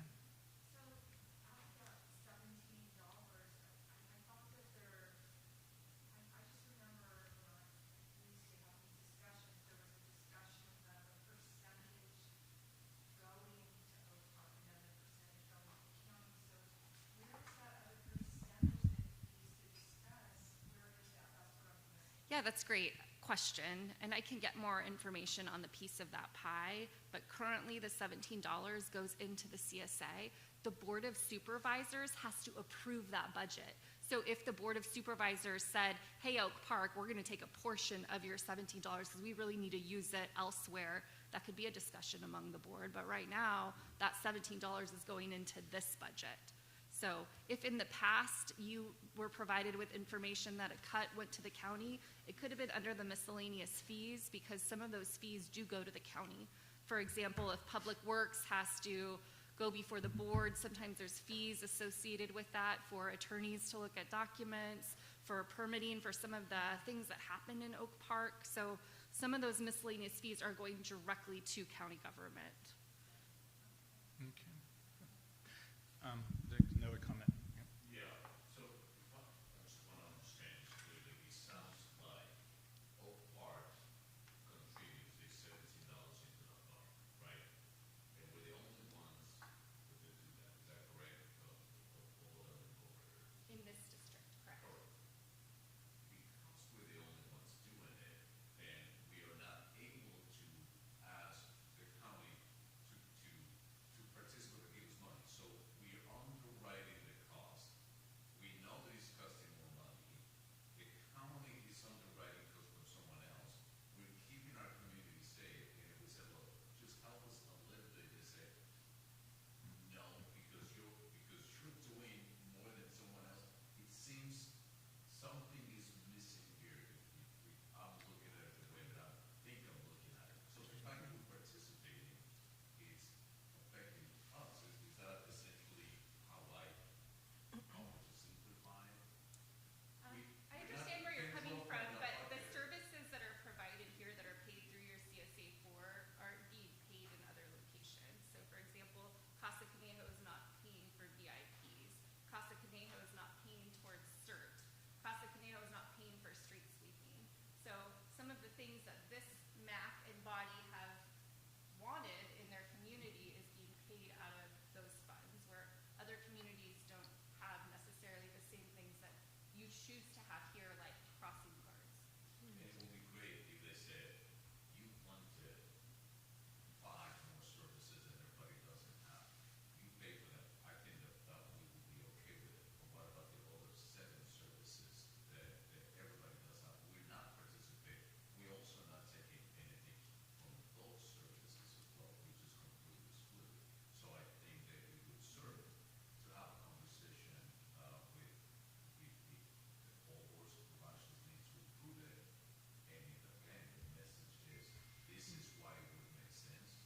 And if you approve the budget and if you look at the numbers, you will see that it's a great investment for the entire county as a whole to allocate the extra $200,000 a year that we're talking about versus us having to be forced to cut, to raise, to affect the community as a whole, that at the end of the day, 5 years down the road, it's going to really create a balance that is going to be a lot more detrimental than the $200,000 investment in the board supervisors. Yeah, it is important to note that the county is providing, for example, fire services, public safety, a lot of services that the CSA4 does not cover that benefit Oak Park. I think that's important to note, that the robust services of county government are not only in the things on this pie chart.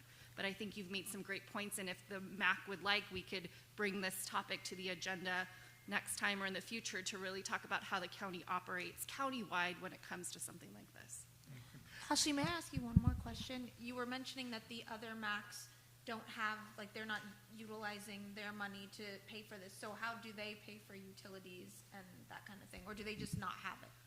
Some don't have it because they're in unincorporated areas without those services. I can get more information on how other MACs in other parts of the county operate and bring that back to the next meeting. Thank you.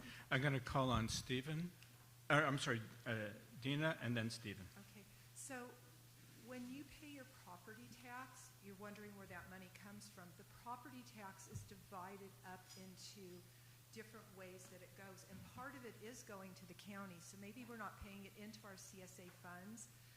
Part of our property tax that's not being included in this $17 is going into the county budget.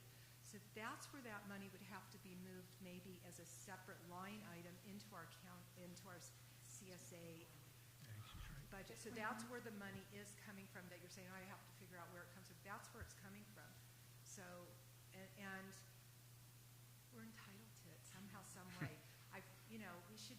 It should be coming to Oak Park and not maybe to Thousand Oaks and Oxnard. I mean, we deserve to have our fair share of our property taxes that are being paid in our community. So I think we really need to see for our board here a full budget of what is coming in from Oak Park and how it's being diversified throughout the county, and make sure that our board can look at we're getting our fair cut. Okay. Stephen?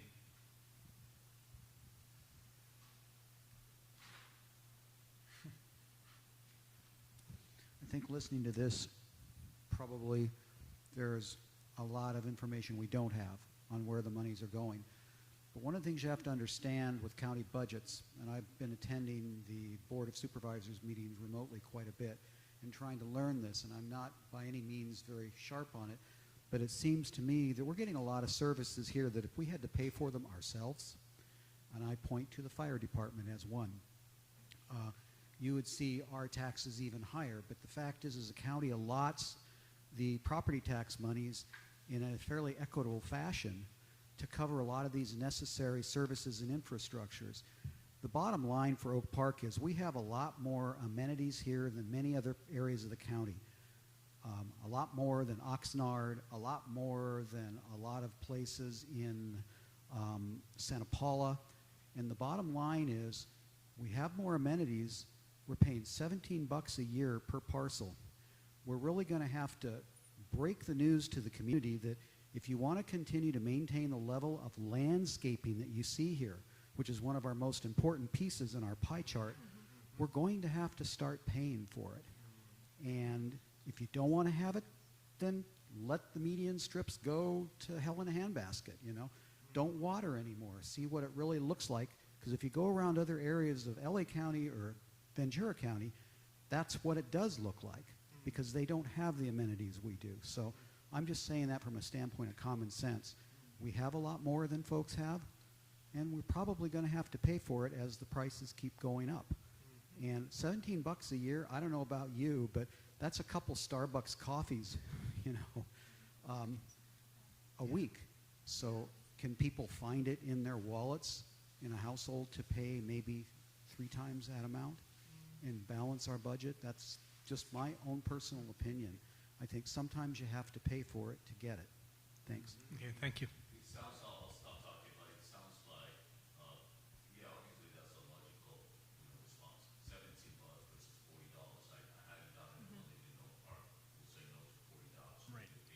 We understand that, but it's something that is not just as simple a solution as that. Say the way that things are being projected, you need to think way much beyond 5 years talking out.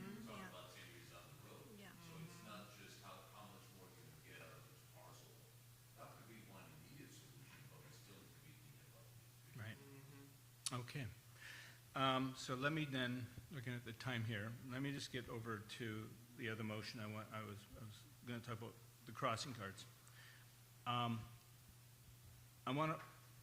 My feeling is I would like to hold the school district to their word. And this is what I had indicated. The MAC recommends approval of the Oak Park Unified School District crossing guard budget not to exceed $275,000, and that the district provide written reports at the October 2025 and the March 2026 MAC meetings on its progress for obtaining grants and other available sources of funding for crossing guard services in 2026. Simply put, they say they're going to do it. Let's see them do it, and come to our meeting in October, which is a 6-month period. How are you doing? What's the progress that you're doing? And then come in March, which is where we are now, and tell us, because we're going to be in this situation next year. And I would ask Brianna, our liaison, to sort of look into that. But I'll make that would be my second motion. The third one is the landscape services. It was brought up earlier. We, as a MAC, provided input into cost efficiencies, as you will recall, on how to reduce our budget. Everything from only cut the median once every 3 weeks in the fall, stick to only raking the leaves and collect the mud off the sidewalk. But the services in the fall, the winter fall, dropped significantly as a result of cost savings. Reduced the irrigation from 2 or 3 times a week down to 1 time a week in there. So I had here, the MAC recommends approval of the CSA4 landscape budget not to exceed $510,000. And then the County Public Works Agency provide a written report at the June 2025 MAC meeting, so that's right at the very end of the fiscal year, or sooner, identifying all cost reduction measures in the new RFP that will be taken starting July the 1st and their corresponding budget savings. We provided input to those savings. We had the Director of Parks here. We have not seen that revised RFP. And how do we know that what we suggested to cut costs is in the RFP? Right now, County Public Works is interviewing contractors for the next year's. What are they asking the contractors? What are the contractors bidding on right now? Are those cost-saving measures in there? County staff said that they were going to do this, so, okay, show us what you've put in the RFP. We should see the RFP, by the way, when after legal counsel says we can see it. We should have it and say, okay, here's the 6 things that we're going to do to reduce. How much is each one of these going to save us? Because my hope is that that 510 goes down to 450 or something like that as a result of that whole exercise. So those were my 3 motions. Basically, 1, having the school district come back, give the district their money, but come back in October, 6 months from now, and in March with a report saying, here's what we've done so far for looking for grants and other funding sources, so that we can see if, in fact, when they say there's no more money out there, turn the stones, keep looking for it. So let's hear what's going on.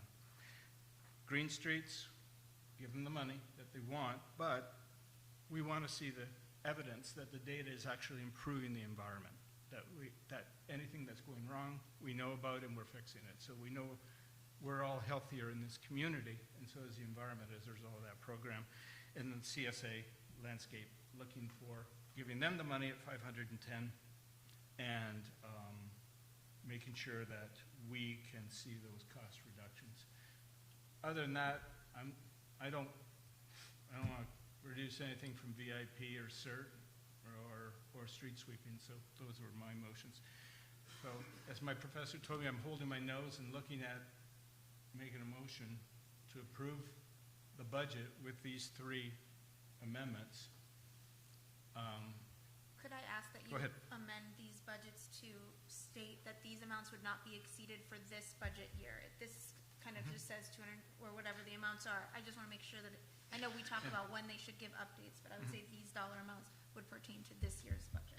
Oh, this fiscal year? Yes. Yeah. Okay. That's a friendly amendment. So the fiscal year 25, 20. Okay. Yes. Thank you.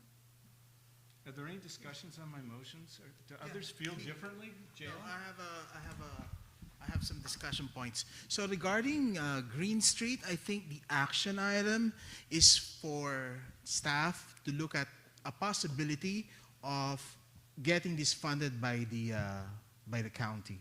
So I think before we give them 40,000, we need to go get some feedback first regarding this. Regarding the 275, what was it last year? It was not 275, right? It was, what county did was they budgeted $210,000. Yeah. The school district was late in getting their budget request, and it came after the Board of Supervisors approved the budget, and so it came out to, I believe, $255,000. Correct. Yeah, I think I remember something along those lines. So I don't want to give 275. If that was the baseline last year, maybe that is what our cut is, and make the school district come up with the extra mean, they don't somehow. separate the crossing guards. Right, but at least find some ways to fund the extra. It's not, we're not saying we're not gonna fund it. It's just that this is our cap. The question now is, what is our cap? Is it 275, or is it gonna be like what happened last year, which is like around 250K? So that's actually something that I hope that the school district guy came here because we're funding them, but they, of course they ghosted us or something. Anyway, I know, but I wanted to meet them because that was, if we're gonna discuss funding something that is very important for them, at least they should have at least they met with you. But I think maybe 275 is too much.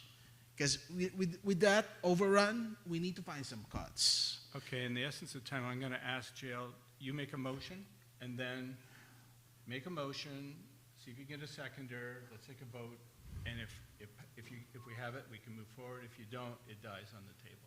I'd like to make a comment before we move to... Yeah, because we're discussing, yeah? Okay, just think about the motion. I'll think about the... Okay, Michelle? The motion. So, go ahead. Go ahead. Because I have the third discussion point on his topic about the landscape. Before we say, hey, I'm going to give you 210, I'd like to see the result of the RFP before we say, yeah, we're committing to the 210 max. So that's it. I'm sorry, Michelle, I do have to interject here. I made a very clear question to Ashley 3 weeks ago. And I said, when is the absolute last opportunity for this MAC to provide input to this budget? It's tonight. That's correct. Oh my gosh. That's why we that's why we had the meeting, that's why we had this on the agenda last month, and it's tonight. My understanding, Ashley, you can confirm it, if we do what JL is saying, say come back in April with this information, and we change the number, is County PWA going to take our information and move forward with it in their budget, or is it too late? I was told it was too late.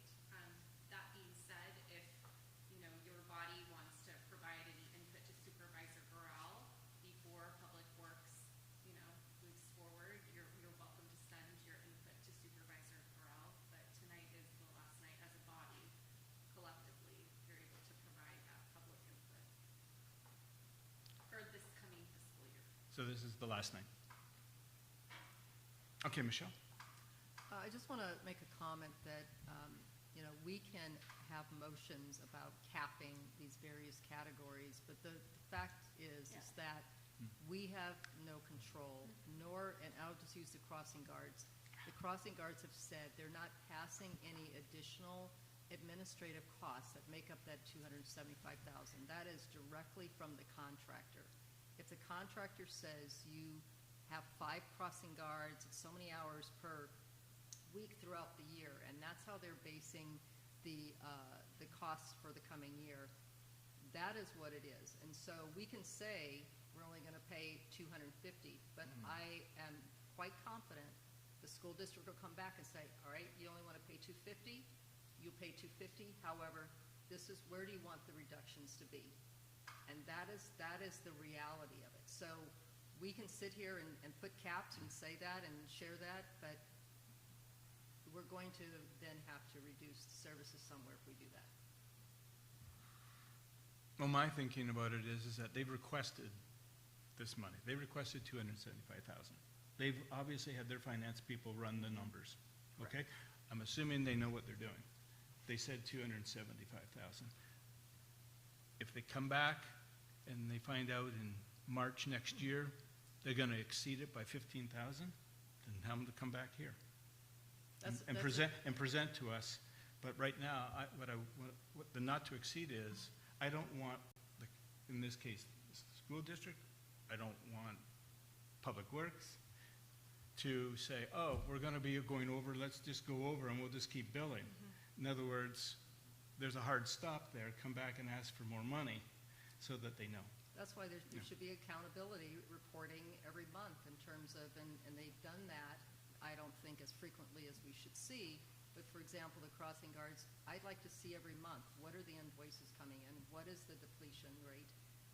so that we can have a better pulse of that and be able to raise the red flag and take action more proactively than sitting here at the end of the fiscal year and have either an overrun or have some surprises. So that also goes with landscape as well. We saw, the line items for the various costs, and so we need to, be able to have better, control of that, but we need those data points every month.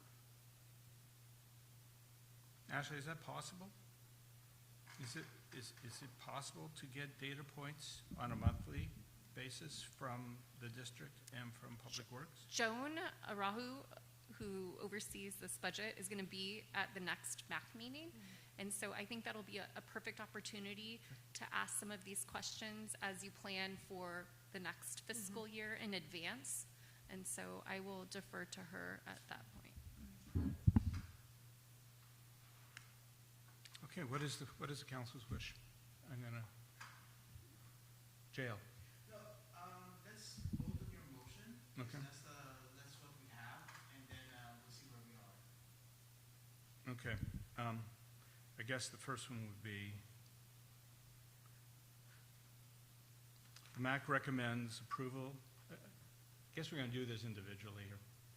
The MAC recommends approval of the Oak Park Unified School District Crossing Guard budget for fiscal year 25,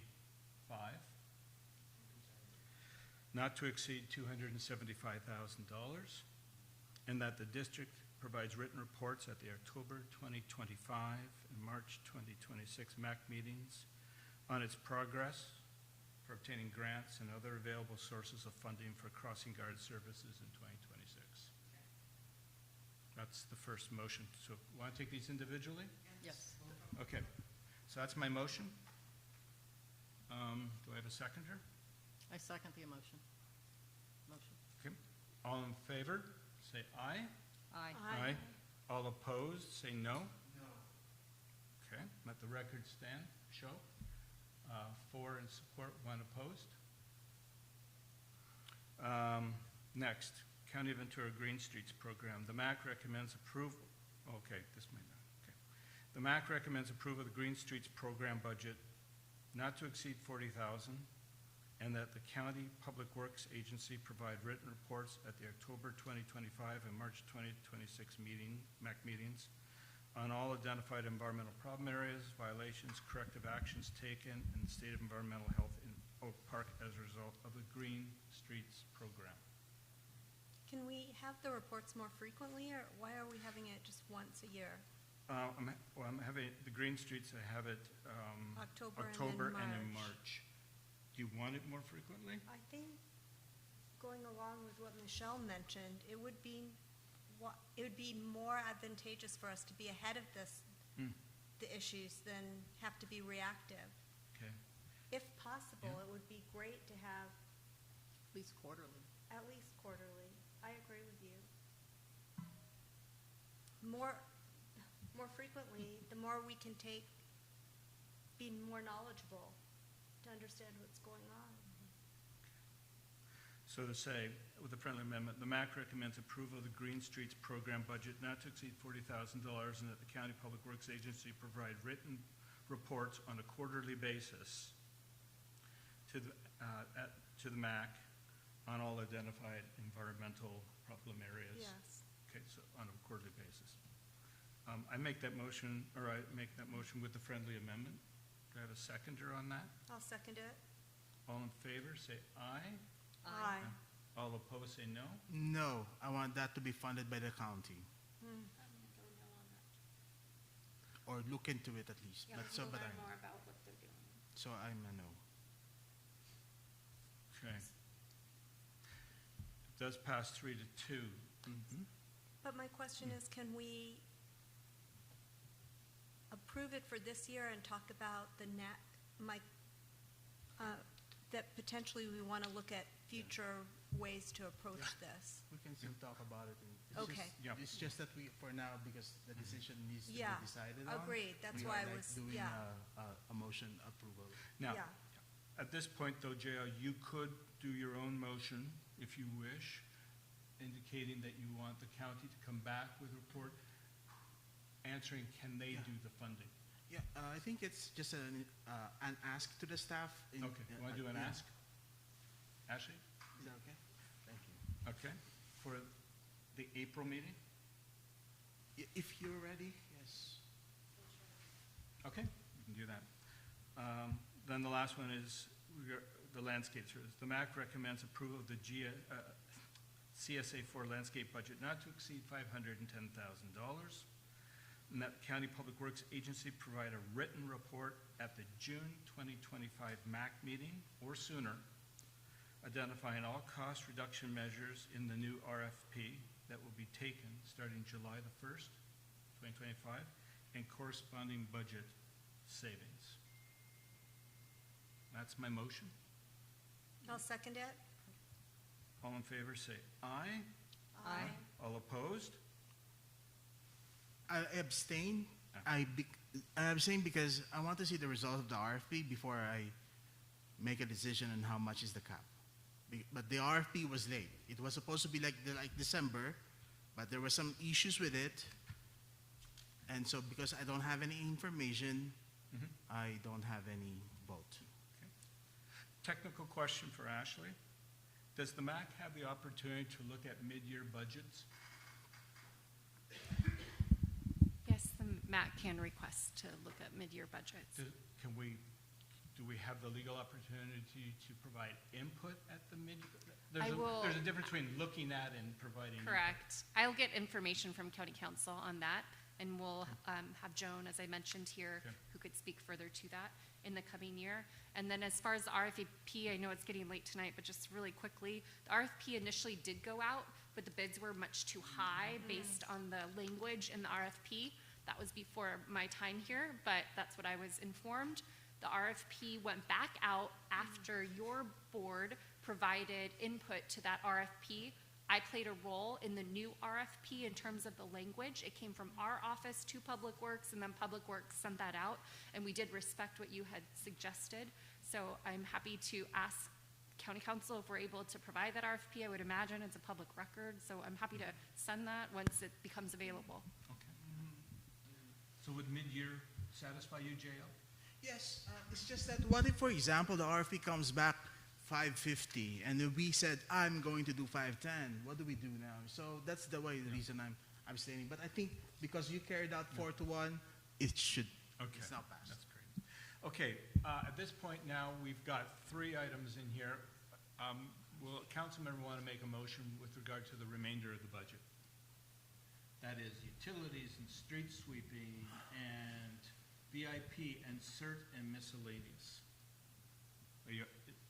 Are we all good with that, or what? My motion is to take out the VIP. I think there's not a lot of return on that program, I would say, because I don't think there's a lot of people use that, or even if they use it, it's not. I don't see any value. So my motion is to take away the VIP altogether for next year's budget.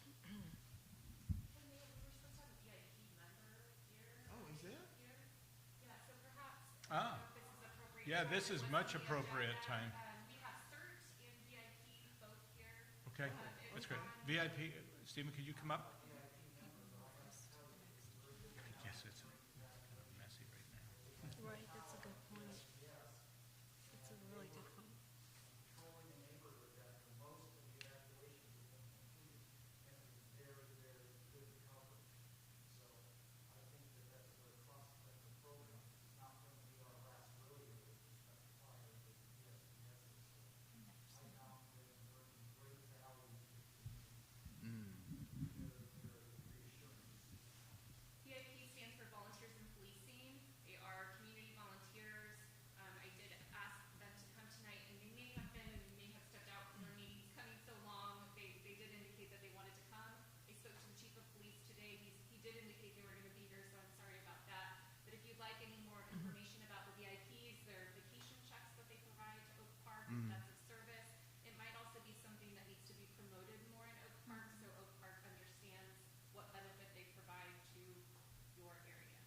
Yeah, and I'd also like to say that I had questions and concerns because I hadn't seen them around, but lately I've seen them quite frequently, and I also know the schools have been very happy to have them patrol around the schools during school hours.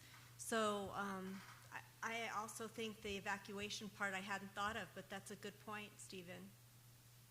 I'm And- sorry, go Michelle? ahead. And we actually had some metrics, I can't remember, it was Mhm, last year, but we had some metrics on VIP, how many calls they got, et cetera, what types of calls, the home checks, vacation home checks, that type of thing. And the community members who attended that particular meeting felt that that was a very important program for us to continue, considering the rise in crime, particularly, home burglaries in the day, daytime. We're talking about 2% of the budget. While I know every drop matters, I don't think we're in a position now without having some data, again, to say whether or not we should reduce that or eliminate it. So at this point, I don't think that's something we should consider. Ashley, would we be able to promote what they're doing through our social media? Because I think a lot of the community doesn't know that, like, I had no idea you could request a vacation check, that kind of thing. So it would just be a way to show the community what services we're providing. Certainly, we can do a ride along with the VIPs in Oak Park and highlight their service. I love that. Invite them to a future meeting. I'm sorry they couldn't be here tonight. Okay, Jane, and then Jael. I just want to also mention it was a hard-fought partnership to get the VIP to be here in Oak Park, and I would hate to lose it. Jael. Okay, so let's decide and put it into vote, I think, and I'll motion it. If the motion fails, that's fine, but due to the overrun, the cost overrun that we have, the budget we need to be balancing, I move that the VIP should be removed for at least this year until we get some traction on where we're going to fund this program for future years. So Okay, that's my motion. Before we move forward, we kind of just jumped. We have public comment in VIP. Yeah, sure.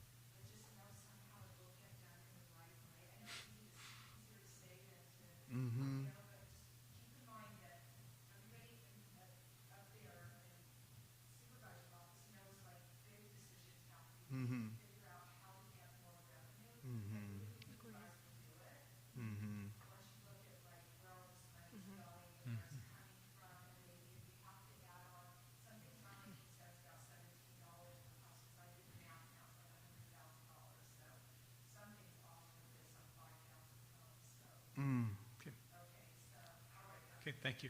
Okay, so again, Jael, your motion is? The motion is to take away the VIP program from the budget, at least this year. Is there a seconder? I'll call again. Is there a seconder? There's no seconder. The motion dies on the table. Okay, understood. Okay. I'll make a motion that the fiscal year budget for utilities, street sweeping, VIP, CERT, and miscellaneous fees the MAC recommends approval of utilities, street sweeping, VIP, CERT, and miscellaneous fees for the fiscal year budget. That's my motion. I second it. All in favor, say aye. Aye. All opposed, say no. Abstain because there's a VIP there. I don't want the VIP, so I don't. Oh, sir, it's approved. I think. Well, you've been here, so by all means, let's hear it. Congratulations, you got your budget approved of $2,500.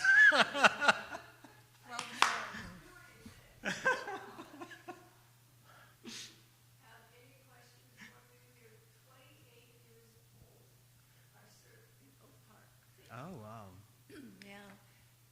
1997, the first CERT class was trained. We were trained through the Ventura County Fire Department. CERT is a FEMA program. It's nationwide. And we've had incredible support from our community from the inception of CERT, from our MAC and Supervisor Shillo. Does anybody remember Supervisor Shillo? Wonderful guy. He was so gung-ho on CERT. He made sure that we got part of the budget. And we also had a lot of community donations way back when. So we were able to buy a shipment container, which has been behind Station 36 since 1999. They've been wonderful hosts to us. And every year, I put in a request to our service area for updating, replacing expired items. We really focus a lot on first aid supplies, but also we have a smattering. I don't know if you had a chance, probably not, to look at the spreadsheet. We have a smattering of all kinds of supplies with the idea that it should equip and support a CERT response in a disaster. So it's not to be handed out to the community, but it's to maintain that team to be able to respond. And then the fire department offers CERT training. So every year we've offered that here in Oak Park at this very location. And right now we're halfway through a current class, 6-week class. And just one short story. Last night I was here with 2 of our CERT instructors through the fire department. And Brenda, one of our instructors, also was a staff member here in Oak Park. She's the trainer and responsible for responding to emergencies with the kids that are in sports. Halfway through the class, she got a call, and a young girl had gotten injured quite significantly to the point she couldn't walk, etc. So in calling, I called 911. They were here in 30 seconds, and a new paramedic said, "Hi, Brenda. You were my teacher when I was here at Oak Park, and you're the reason." She teaches sports medicine and CERT, teen CERT. And you're the reason I wanted to become a paramedic and why I wanted to become a firefighter. So what a wonderful reunion that was. Brenda also has been teaching for the last 14 years teen CERT, same curriculum as the adults. And she graduates 60 kids every year that have gone through CERT training on their way to work, college, apartments, being on their own. So these are wonderful skills that our kids are getting as they walk out the door. So anyway, we're very gung-ho here. We've got a huge complement of partners in Oak Park. From fire and sheriff, the school district has been phenomenal. They're very proactive when it comes to disaster preparedness, which is always paramount in my mind. So, thank you. Thank you. Thank you. Excellent. Yeah. Council, do you have any questions to Jael? No, thank you. Congratulations. I think that's a great program. It is a great program. Everybody needs those skills. Our Brianna? community is so grateful for all the work you do. Thank you so much. Jane? Agreed. Thank you so much. Michelle? Thank you, and I just want to say we have a bargain at $2,500, so thank you. I just want to say I was the inaugural chair of the Thousand Oaks CERT, and I remember the highlight of the training was over at the airport in the smoke-filled building when they put the suits on us and the masks, and we tried to find the mannequin dummies, and while we were doing it, most of us in the class failed because they had a fake rubber hose that was running through, and we moved it out of the way, and they said that was a live electrical wire, and you just electrocuted yourself. Yeah, especially when they put mannequins in an abandoned car, and you go to help get them out of the accident, but there's a electric pole with a wire around the car. Yeah, that's pretty nice. Yeah. Okay, thank you. Thank you. Thank you. Thank you. Okay, next item here. Yeah, stick around. We're going to have a presentation from Ventura County Public Works Transportation Division. Anita is here. Anita Bale. I've worked with Anita for many years, and we've had a lot of fun together between traffic and watershed planning, and we're so glad that you're here, and thank you for coming and hanging in. Is it okay to have a bio break?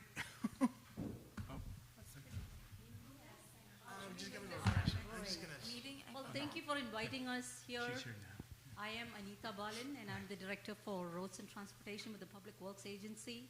I know it's really late, but we were invited, and thanks for inviting us, to provide you some information about ongoing projects that we have in Oak Park, upcoming new projects. We have some work that we have been doing ongoing, you can see for the traffic signals, and we'll talk a little bit about the power safety, what we're planning on, how to mitigate that. I have Matt Litvinus, who's our traffic engineer, and he'll talk about all of the traffic issues, and Ashley brought up some other concerns as well. And we have Matt Hispenheit. He is the project, you know each other too. Right. So he's going to talk about the upcoming Oak Park paving projects that will be from next year.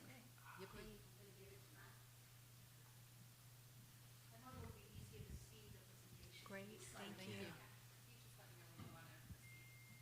So what I have here is a quick overall showing of what we're going to be, what we're currently working on for our Systemic Signal Improvement Project. It's a $6.8 million project countywide, and $5.8 million is from the HSIP grant, which is Highway Safety Improvement Project grant. In our office, we have a traffic management center set up, which is basically a PC with some video screens that we're going to be able to monitor all of the 44 traffic signals that we have throughout the unincorporated county. So that'll give us information regarding if the power gets shut off, if there's a problem with it, if the signal goes into flash or something like that. We'll get an email, and we can instantly know what's going on. We'll hop onto our system and find out and try to diagnose it there. And if it's a significant issue that we can't diagnose from our office, we'll have to call our signal technicians to go out and maintain the signal. Another step of the project is installing retroreflective backplates to all the signal heads. So right now, if the signal goes dark, there's no power to it, at nighttime you may not see that signal. So the retroreflective backplates, it's going to be a yellow strip around every single signal head. So you'll see the car lights will reflect off of that, so you can give some kind of idea of what's there. Our new signal controllers that we're installing is going to be in the existing cabinets, so you won't see it, but it's going to help to link to our traffic management center in our office. Several intersections in Oak Park are getting dilemmas detection zone detection cameras and also high friction surface treatment. You can't really tell that it's there, but it's a little rougher surface to the pavement to help for people that are slowing down coming up to an intersection. But the dilemma zone detection cameras are also going to help detect when vehicles are approaching an intersection. If the signal is about to turn yellow or is turning yellow, and a car is going a little faster than it should be or a little slower, it'll adjust that yellow time to allow a car to safely travel through that intersection instead of switching to red to make that car slam on their brakes and stop. So it's kind of like an AI system that we're working on, and that's going to be installed at the Golden Eagle intersection, the Holly Tree Oak Hills Drive intersection, Deer Hill Road, Sunnycrest Drive, and Conifer Street, all the Canaan Road intersections. And then in addition to that, we're also looking at some backup power supplies for when the signals go out. So I don't know if you noticed that during the last PSPS event, the power was out for like 3 days or something like that, and the signals went dark. All of our signals have battery backup systems, but they only last about 4 to 8 hours. So and one of the quick solutions that we're working on is installing a plug at every single signal that'll be able to take a little portable generator to plug into. So in case the power does go out. So we're kind of looking into that as a quick solution. So our next slide here, so this is an update of what our project's been going on. So we've already installed the new controllers at every intersection except for one. We have a little bit of technical issue. So we're going to be updating that controller in the future, probably a month or so from now. We've installed video detection cameras at all the intersections I previously mentioned through the weeks of March 3rd and 17th, so that work is done. Upcoming, we're going to be doing a mill and fill, so basically at some of the intersections that's getting the high friction surface treatment, we want to have a nicer surface on the roadway, so we're going to grind out the asphalt at those intersections and put in new asphalt. We're timing that for when schools are on spring break. So we're going to try to make sure to try to minimize the impact to traffic. It should only be about 1 day per intersection for that stage, but again, try to time it during spring break. And then I forget exactly how long, probably a month or so after that, then we'll be able to install the high friction surface treatment, but that's just like a half a day process at each intersection as well. Restoring striping, if any gets removed, that'll just be a 1 day operation for the entire Canaan Road corridor. Then installing the back plates at all the signal heads, that's going to be about a half a day at every intersection. It's scheduled for around early May, and our total anticipated project completion date is June of 2025. May I ask a question? Sure. So for the road that you were mentioning, is that both east and west on the streets that cross Canaan?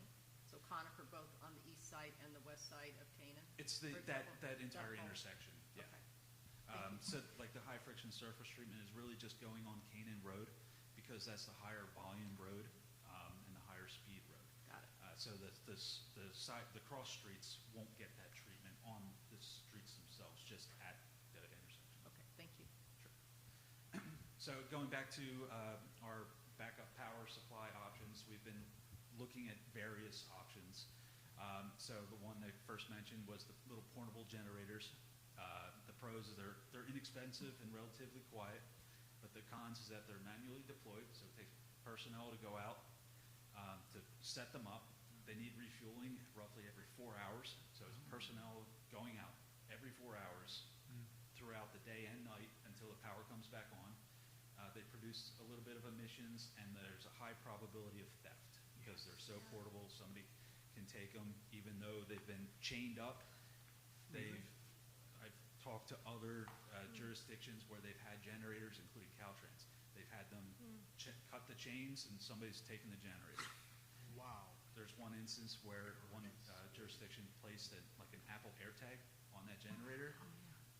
They tracked it down, called the police. The police raided the house where it was, and they got their generator back. But the problem is there was no power at that signal where the generator was. Right. So that's one of the cons with that. So the second option is like a pad-mounted gas or diesel generator, a little larger, little longer runtime, less susceptible to theft because it's like a mounted, and it could automatically turn on when the power is cut out. The cons, it also produces emissions, but it still also needs a little less frequent refueling, but still needs refueling multiple times a day. Are the costs the same for both options? I haven't really gotten into the cost yet. For the portable generators, they're maybe like $500. I think the built-in ones are probably 3 to 4 times that much. A rough guess, I'm not 100% positive. Because we're just in the preliminary stages of looking at other options of what we want to do. So a couple more options here. We have the solar power. So pro with that, no emissions or noise. The cons, power generation is dependent on the weather. We're dealing with cloudy weather right now, so the power generation is not as great. But we think that the solar array for each intersection could be fairly large. We haven't spec'd it out of how big it has to be, but it could be an eyesore. With a lot of trees, you don't want to have trees in the way because you still want to have that power going to it. So we're still looking into that as well. Another newer option is a supercapacitor. It's basically like a battery, but it's a little more condensed. It can provide about a 10-hour runtime to the signals if the power gets cut out. So, but the con is that it's also not effective for a significant PSPS event, multiple days. Then we'll still run into the same problem of basically not having any power after a significant amount of time. And the fifth option that we're looking at is hydrogen fuel cells. So the pros, it can provide 5 to 7 days of power for one intersection. There's no noise, and it's clean water vapor emissions. But the con is that it's hydrogen gas cells, cylinders. So the cylinders, I don't know if you've seen like a welding supply, they have cylinders that are 5 feet tall, and there'll be about 6 of them inside the cabinet there. It's the same size cabinet as our existing traffic signal cabinets. But we're looking into this as well, but it provides a lot of power. So, and it's refuelable by either replacing the cylinders or having a truck come out and basically put a hose to the cabinet to fill the cylinders. So a couple upcoming projects that we have going on. We're looking at an adaptive corridor study. It's basically a county-wide study to determine if we have our signalized corridors, including Canaan Road, are compatible with an adaptive corridor design. So it takes our dilemma zone detection cameras, it places them at all the intersections, and it links them all together so that basically if you have a car, say, starting at Lindera Canyon Road, traveling the speed limit, theoretically, it should go all the way through, all the way down, without stopping at any lights. And if there's like a bunch of cars that are going through the intersections in a row in like a platoon, it'll let the platoon go, and as soon as that platoon passes an intersection, if there's a car waiting, it'll change that signal so that the car waiting on the side street can go and join the platoon. So it's a big AI program that we're looking into to see if it's feasible. So like I mentioned, Canaan Road is one of those corridors throughout the county. We have a few other corridors that we're looking at with that system as well. Should be getting results of that in the next few months. And then another part is some crosswalk enhancements countywide through another HSIP grant. We're installing some rapid rectangular flashing beacons at multiple locations countywide, about 13 right now. So what is that though? When you say flashing beacon, is that on the street?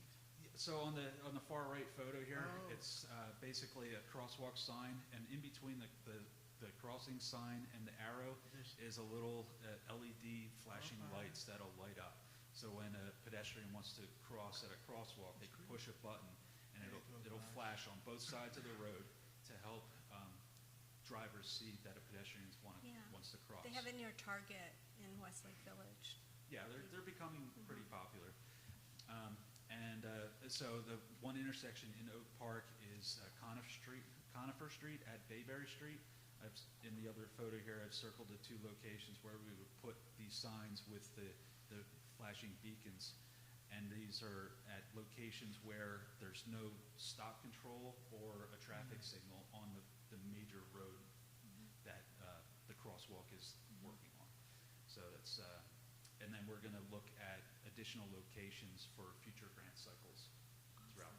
But why is there though? I mean, should it be like near one of the schools or something? If there's But this one is, so if you notice, the crosswalk is painted yellow because it is within a school zone. And we found that this is one of the locations that does not have a stop sign or a traffic signal at a school zone with a crossing. So that's why we can put this flashing beacons in. Okay. No. So that's why you said there's no stop sign. But why is the solution not say, hey, stop here, and then you go, right? Rather than put a... So most likely there's no stop sign because it's not warranted to stop traffic on Conifer Street just because of the volume of traffic. We haven't done a full study at every single intersection. It's not really that... So it depends on the number of cars, the number of collisions. And there's several different variables that we have to look Because at. Bayberry is like up there in Mayboyar Park, right? Right. Not here in the not near the high school Right. part of the Conifer. But I believe all the other crosswalks around the other schools have stop signs or Yeah, traffic that's what I'm signals. saying. Maybe So- the solution is put a stop sign. I'm just thinking out loud. I'm sorry, it's kind of late, but There's a question from Stephen. What, to you? I can't hear you.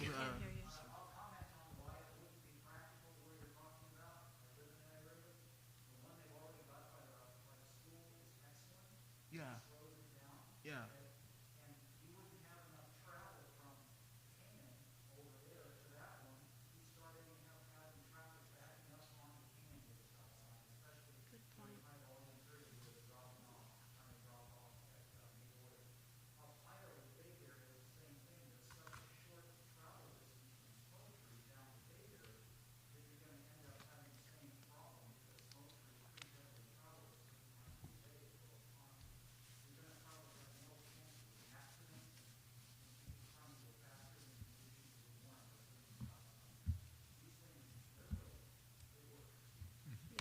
Okay.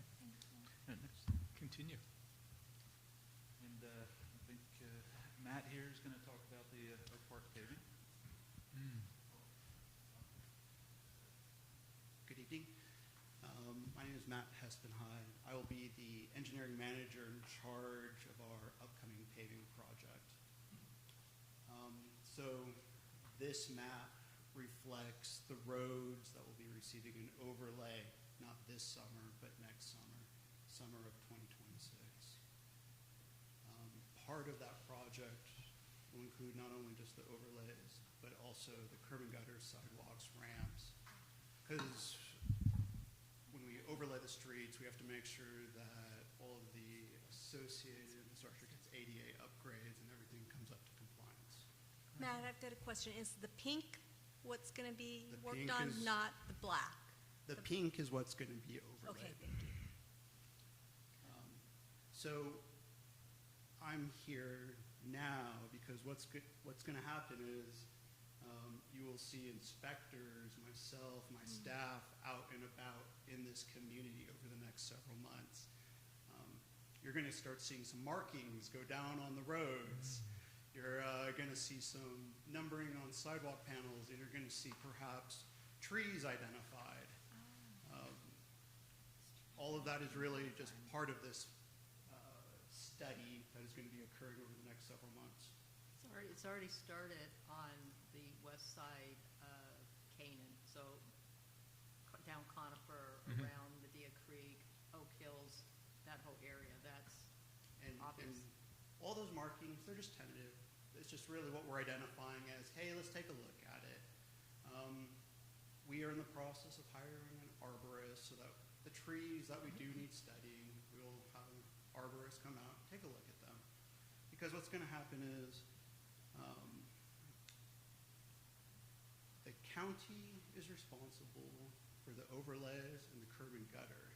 but the adjacent property owners are responsible for any trees within the parkway and any sidewalks that have to get repaired, whether that's removing and replacing the sidewalk panel or grinding the panel down. Wow. So you're gonna recommend for the owner of the house to pay for it?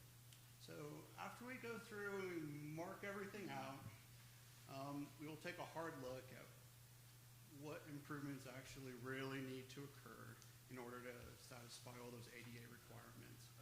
That county adopted ordinance regarding sidewalks, everything that's a trip hazard over a half of an inch needs to get fixed. Letters will be going out to each of the individual property owners that are required to make a repair. And in that letter, it's going to provide two options. It's going to provide, hey, property owner, you're welcome to make those repairs yourself, or you'll be presented with the opportunity when the county comes through and they group all this work together, we will give you a cost of what it would be for our contractor to do that work, and then we will invoice the property owners at the end.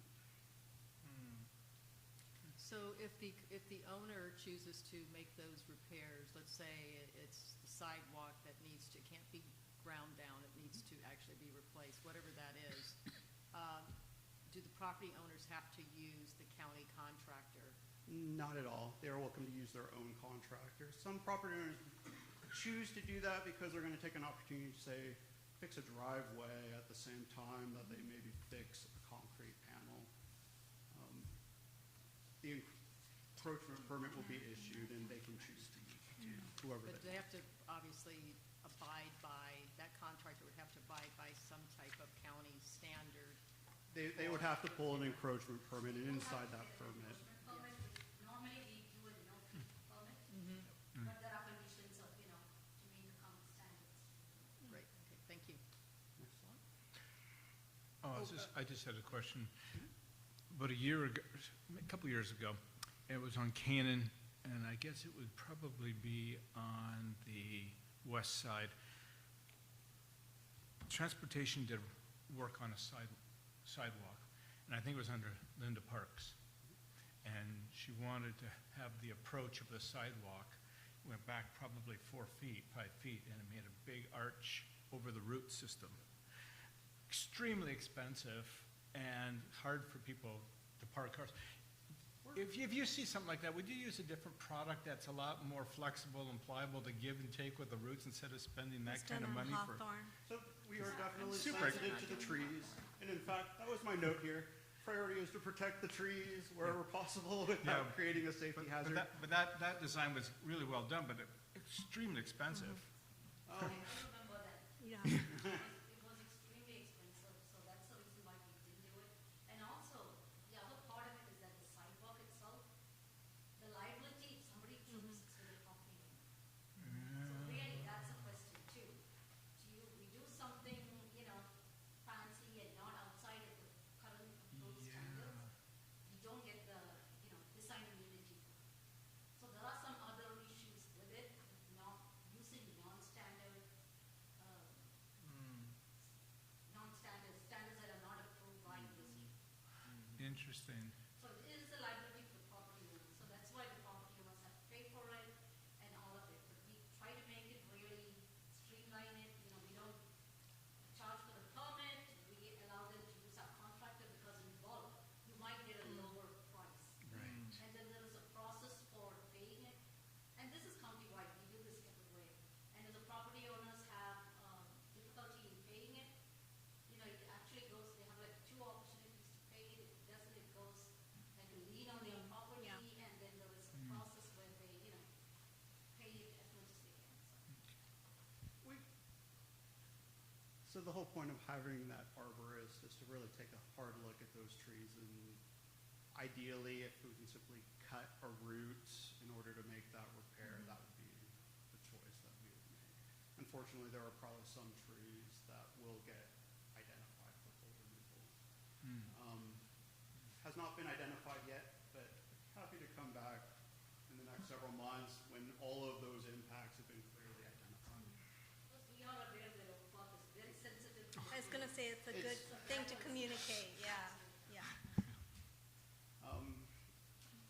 So this here is just an exhibit about who's responsible for what. So we will be overlaying the streets, curb and gutter is on the county. Adjacent property owner is responsible for what Streets and Highway Code calls the parkway area. And that includes parkway trees and the sidewalk. So everywhere where there's more than a half of an inch lip, we will be numbering and identifying and sort of taking a look, does it require removal or can you simply grind it down?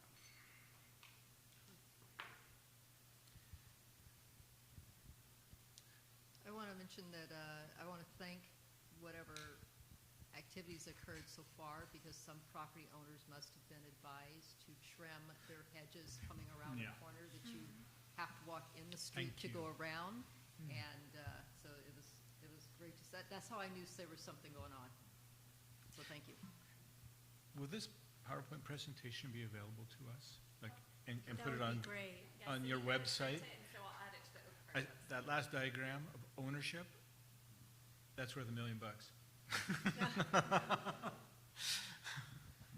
So another topic I've been asked to talk about is the Los Arcos to Canaan Road no left turn. Right. A little bit of background on this. We were approached by Oak Hills Elementary to improve safety, traffic, and circulation in the area. So our traffic team went through and evaluated the intersections of Canaan and Churchwood and Canaan and Los Arcos with input from the Oak Park Unified School District, Oak Hills Elementary, and the CHP. So Churchwood has a traffic signal already, and Los Arcos is an uncontrolled intersection and situated on a curve with high traffic volumes, about 15,000 vehicles a day going down Canaan. Higher vehicle speeds, we estimated about 48, or we calculated about 48.5 miles per hour was the average speed, and below standard site distances. So one site distance was 350 feet, where 430 feet is required for right turns, and 600 feet is required to see for left turns. And then in the prior 10 years to when that was constructed, there were 5 collisions, including 1 injury at that intersection. Next. So here's an example, or this is the description of our site distance that we use to evaluate. The wedges in green are the clear site distance that we could see, and the red is the site distance that we can't see but is required. So clearly, if you're looking to make a left onto Canaan from Los Arcos, you would have to look to the right, and that area of red is a lot larger that you can't see compared to the area in green. And some of it has to do with the trees that are in the median, but also being on that curve, it really restricts your visibility. And similarly, when you look to the left to make a right turn or a left turn on Canaan, there's still some blocked sight distance. So that's one of the reasons why we went through some of this process. And it was just a larger project, so looking at the circulation, so I'm sure you're all aware, we've installed a lot of red curb along Churchwood Drive in front of the school, and including some no right turns, no left turn signage for certain types, certain hours of the day. But also it included the circulation pattern going around, where we restricted the left turns from Los Arcos onto Canaan, but it allows you to just travel up Los Arcos down to Churchwood, where you have a traffic signal, and you can safely make a left, leaving that development in a controlled state. Next. And so that was a little background on that. We also had another question regarding the Lindero Canyon speed limits.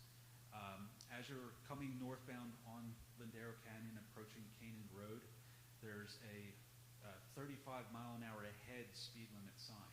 So that's telling drivers that are driving up Lindero Canyon that the speed limit will be changing from 50 miles an hour to 35 as you approach. So I understand that there was just maybe some confusion as to what that sign means. It's not saying that it's 35 miles an hour right at Lakeview Canyon Road, going north to Canaan, because it is still 50.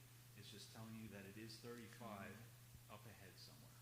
So as you go up north of north of Canaan on Lindero, the speed limit does change to 35. It's residential, yeah. Because it is a different type of roadway. So yeah, it's residential, it's a little windier, a little curvier, and it's just, we've done traffic studies that shows that it's an appropriate speed limit to have 35 miles an hour on that section north of Canaan. So we just have to understand what that sign means. Yeah, That it's so- ahead. Right, so Got it. it's basically, so for people in the back that can't see, the sign that's northbound Lindero Canyon approaching Canaan, it looks like a 35 mile an hour speed limit sign, but it's enclosed in a yellow diamond with an arrow. So that's basically an advance warning sign telling you that up ahead is where the speed limit is 35.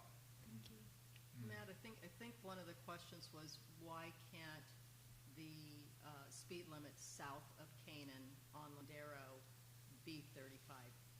So that's where our jurisdictional boundary is. So Canaan, Lindero Canyon north of Canaan is unincorporated county. Lindero Canyon south of Canaan is the city of Thousand Oaks. So the city of Thousand Oaks, from what I understand, have done their traffic study for that segment of road and found that it is an appropriate speed limit to be set at 50 miles an hour. If they were to drop it down from that 50 miles an hour, that was what could be considered a speed trap. So that because people would have the perception, oh, I can still drive that fast, even though if the speed limit's 35, it'll be a speed trap, and it could create more accidents or traffic hazards. Can I ask a question in regards to the Los Arcos turn? Yeah. So I remember when it was a left, you were able to make a left turn, and I felt like there was plenty of visibility. I never had an issue. I know it was the school district that requested that Public Works come out and do the study because there was so much congestion during pickup and drop off. But I know in other areas of Oak Park, they've addressed the congestion during pickup and drop off with, enforceable signs mandating certain hours when turns can and cannot be made. I just feel like it's such an inconvenience to all the residents that live beside Oak Hills that they, the pickup and drop off is 2 hours in the morning, let's say 2 hours in the afternoon, just during weekdays, just during school. So summer, winter break, spring break, weekends, I feel like they should be able to make that left turn. Is there any possibility of having some kind of a sign that mandates no left turn during the pickup and drop off hours, and then allowing it the rest of the time and returning that left turn to the residents? If we were going to try to bring back the left turn, we'd still have the issue with sight distance. So in order to resolve the sight distance, we'd probably end up cutting down a bunch of trees. But also because, and I think there's a slight incline in the slope along along Canaan Road on the Los Arcos side. You have to do some grading to try to adjust that too. So that it's not as simple as just bringing back the left turn, because we'd still have to address the sight distance issues. But if the sight distance wasn't really an issue before, I mean, I know you said 5 accidents over 10 years. That doesn't seem super significant to me. I don't know, I just feel like there is visibility there. But, so there's nothing that can be done, basically. Other than like cutting down some trees or something like that, which I know obviously Oak Park doesn't like to do, it would be probably fairly difficult to bring that back. And just because of the nature of it being on the inside of a curve, that also hurts being able to see properly too. Have you shared this with the community members that live in that development so that they are at least educated as to why the decision was made? I was not involved when this project was done, so I'm not sure of that answer. I believe Ashley said you put this on the website. Yeah. And maybe, if you're getting something, if you want to send me contacts, I can go door to door if you want. I mean, if you put it on the website, then certainly, like, if people come with that complaint, they could be directed to that. That's my portion of it. I've got a general question. What do we do about potholes? Do we post it? Do we submit something on the, On our Public Works website, Yeah. we have, at the top right corner, Right. bcpublicworks.org, we have Report a Concern. You can just click on that, enter the information regarding the pothole, you put your name and your email address in Okay. there. And then when we'll receive it, and whoever puts in that concern, they'll get an email response back, and it'll also give them email responses when we comment on that, saying, yes, it's been placed to this department, they'll take care of it, that department will also respond, we'll repair it within. is it under traffic? Do we put it under traffic? It's on the main page. Okay. There's a drop-down menu. Okay. And the drop-down menu could say pothole. Okay. And I've got another question. How about the Can I curbs? mention Because you also were, That I can speak from experience, that I've done that twice using the website, and it was done in 2 For days. potholes? For potholes. okay, In 2 how days. about curbs, that are painted red? I live right there where Oak Hills Elementary is. Mm-hmm. How about the curbs that are painted red? They're getting deteriorated. Do I also post it Same under thing. that app? You can and use that as well. ask for it to be repainted? Right, and Thank you. that'll get sent to our operations and maintenance Okay, department who maintains awesome. those. Yeah. Thank you. I think, Would that be Next question. If I want to suggest a pedestrian lane to a road, how do I go about it? Pedestrian lane? Yeah. Like for example, just to put some for kids to pass. Yeah, like a crosswalk. Oh, crosswalk, same thing. You could also request that in our platform as well. And it would get routed to it would come to me. Okay. Yeah. And the same with sidewalks that are uneven, that kind of thing? Sidewalks would get sent to, it would get sent to our. But it would get sent back to the property owners. Oh. So, But if it's not, like we have on Hawthorne sidewalks that are very uneven, but there's no house there, like there's houses on the other side of the fence, is that still their responsibility? It's a property owner's responsibility. Okay. right, That's so, what yeah, I'm so saying. you could I mean, report that county. concern. We would, it would be sent to our encroachment permits department, who would send an inspector out there, leave a notice at the property saying your sidewalk has been reported as out of specifications. You'll need to address it. there's a question from Stephen?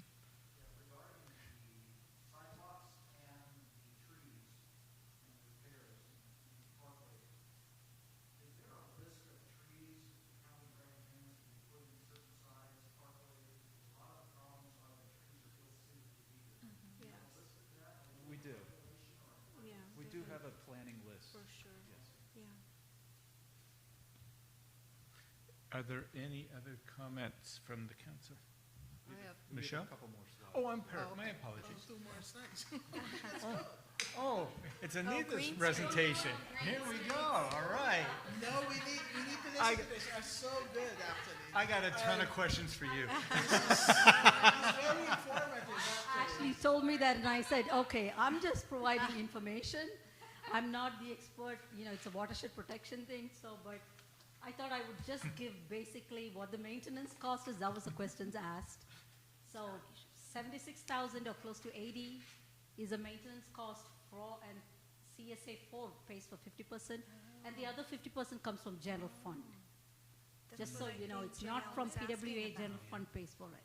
Which part of that is 50%? The maintenance? Yes, for the. Just for the maintenance of the green. CSA 4 pays the other half. Yeah. So it's not the full. And again, just simply said, maintenance cost is for 3 maintenance events a year, and also for the annual replacement of the cartridges. I don't know if you have any information about what's underneath these basins. So on my next slide, Oh, good. that's what it looks like. So there is a cartridge, they go in with a vac truck and, filter the, pressure wash it, so that's the maintenance, and they do it 3 times a year.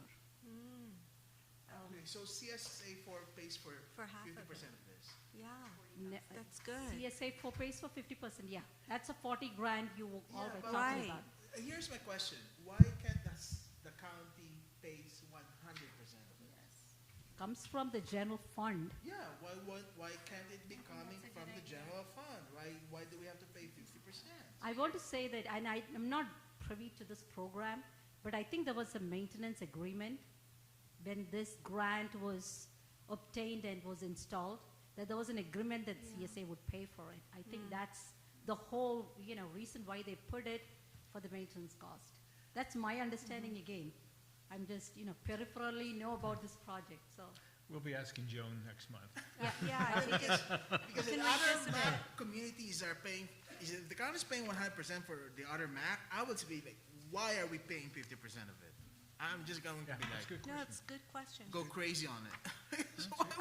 That, Don't have that's all money. we had, so sorry. Oh, that's it's awesome. really No, it's late, okay. but, wonderful. No. Thank you very much for Absolutely. saying. Actually, we should have lead with you before. Yeah. Thank you. Thank you very Wonderful, much. thank you.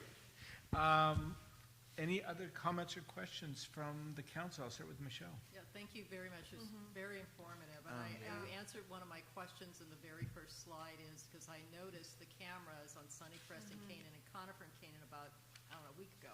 And I've been meaning to reach out and say, hey, what are these cameras for? So, thank you. Nice. Can I just add one note to that? They're not recording anything. So it's just for live visual aid, and it's really for the cameras to detect vehicles approaching the intersection. So there's no recording at all.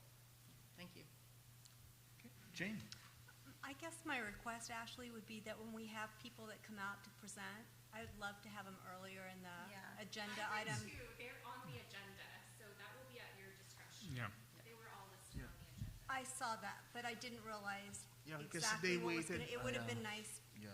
to have them earlier. Mm. But I mean, so when you put the agenda Okay. together, can we look at when we have presentations that they come earlier?